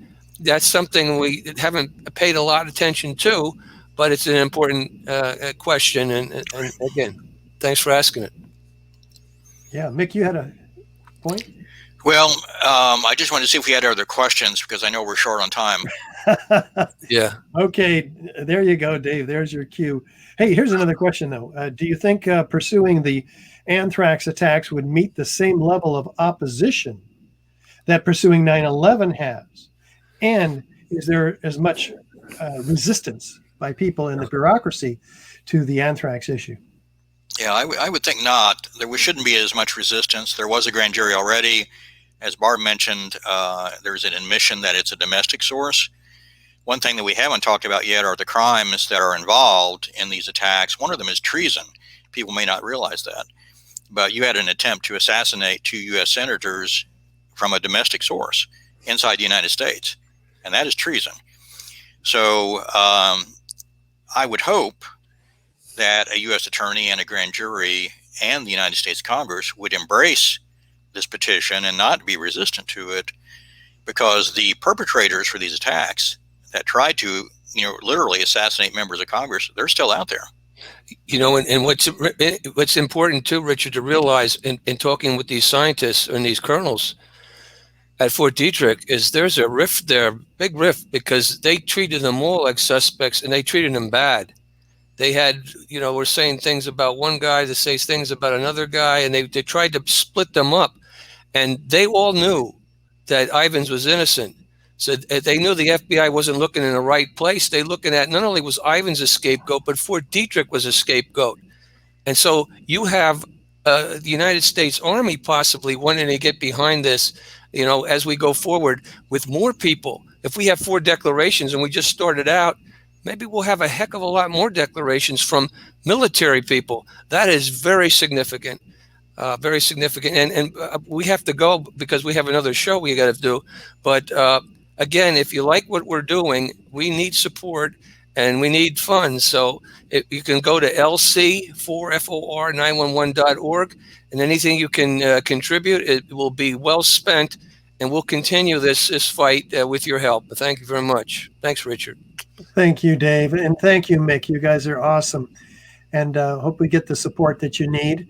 And we'll definitely stay in touch, okay? Okay, thank you. All right, bye-bye, guys. And ladies and gentlemen, we are nearing the corner. This is the very corner. We've got one more special guest, a very special guest. And anybody guess who that is? All right, you can't. I'll tell you, though. Mr. Benny Wills, a poet, an MC, and creator of the YouTube comedy channel, Joy Camp. He has performed at or hosted several truth and freedom themed events around the world. He hosts a weekly live meme show on his YouTube channel, Benny Wills. It's the events of 9/11 actually that woke Benny up. So we have quite the bond with Benny. Benny, welcome to AE 9/11 Truths Justice Rising. Great to see you. How you doing? Good, Richard. Can you hear me all right? You sound great. Okay, yeah, perfect. You look great too. What's that? Wow. You look great too. I got to get all of our speakers lit up like you. You look fantastic. Some LED panel lights go a long way. Yeah. Some LED panel lights go a long way. Awesome. I'm going to give you the floor here. Cool. I'll keep this short and sweet for everybody since they've been sitting down for a long time listening. Turn my output down here. So you get the idea now. Basically, the government is lying to us. The media is lying to us. Hollywood is lying to us. History is lying to us too. Advertisements are lying to us. Colleges are lying to us. Pop music is lying to us. Doctors are lying to us too. Late night shows tell late night lies. Morning programs program lies. Evening viewing spewing lies. Corporate sponsored lies, lies, lies. Games of blame and blasphemy, of mind-controlling alchemy, of symbol-weaving tapestries, self-righteous rigid fallacies, and dreams for chasing fantasies. Newspapers are lying to us. Governors are lying to us. Warmongers are lying to us. Psychopaths are lying to us. The group you're in is grooming you. The herd you're in is hurting you. The shows you watch are showing you fictitious worlds transfixing you. Thoughts you think are not your own. Opinions formed are not your own. The fear you feel is not your own.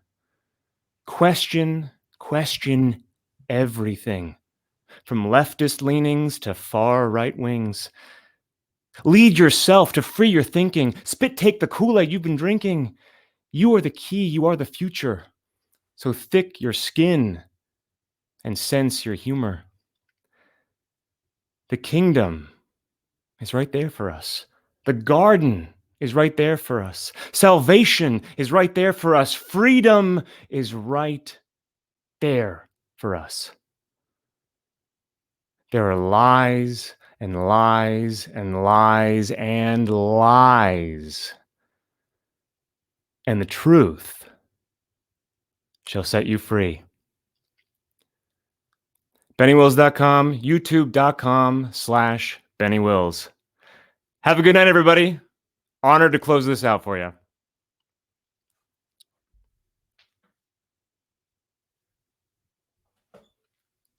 Yeah, Benny, that was awesome. Got me thinking, got me moving inside. Thank you for topping that off for us today. And appreciate it so much. I just want to let everybody know what's happening tomorrow. Tomorrow is a huge I got bye, Benny, gotta go. There goes Benny. And we've got Science Saturday coming up. We have a close look at the AE 9/11 Truth documentary 7 with Dylan Avery, director, producer, Kelly David, and Leroy Halsey, star, whose study is the work of this film itself. An extraordinary opportunity to get insight and extended clips, because that film is not done, remember. So we're going to be going into it. We're going to give you about 25 minutes of this incredible cinematically produced film by Dylan Avery, maker of Loose Change 9/11, 100 million views. What else have we got? Global failure.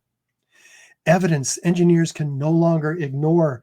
I'll be talking about the Twin Towers roll and angle. Will be going into the results of this 4-year study, finite element computer analysis. This is why we call it Science Saturday, right? And then, oh my gosh, we're coming back in the evening with David Ray Griffin, Niels Harrit, and Stephen Jones. We haven't heard from these giants in the 9/11 Truth movement for many years, 2 of them. So they're going to be reflecting on their experiences early on as pioneers here. David Ray Griffin, of course, my original wake-up call, the 2x4 that hit me on the head in March 29th of 2006. And then Stephen Jones, the one that I stole his PowerPoint off the internet and began giving it now 700 times. So thank you, Stephen. We're going to be talking to him tomorrow too. Lots and lots of opportunities. So with that in mind, I want to thank everybody who's worked so hard on this, and thank you for bearing with our glitches. It's the first time we've had an actual Justice Rising, an actual online conference. So from everybody here at AE 9/11 Truth, thank you so much, and we will see you tomorrow at 3 p.m. Eastern. It all starts here again. Bye for now.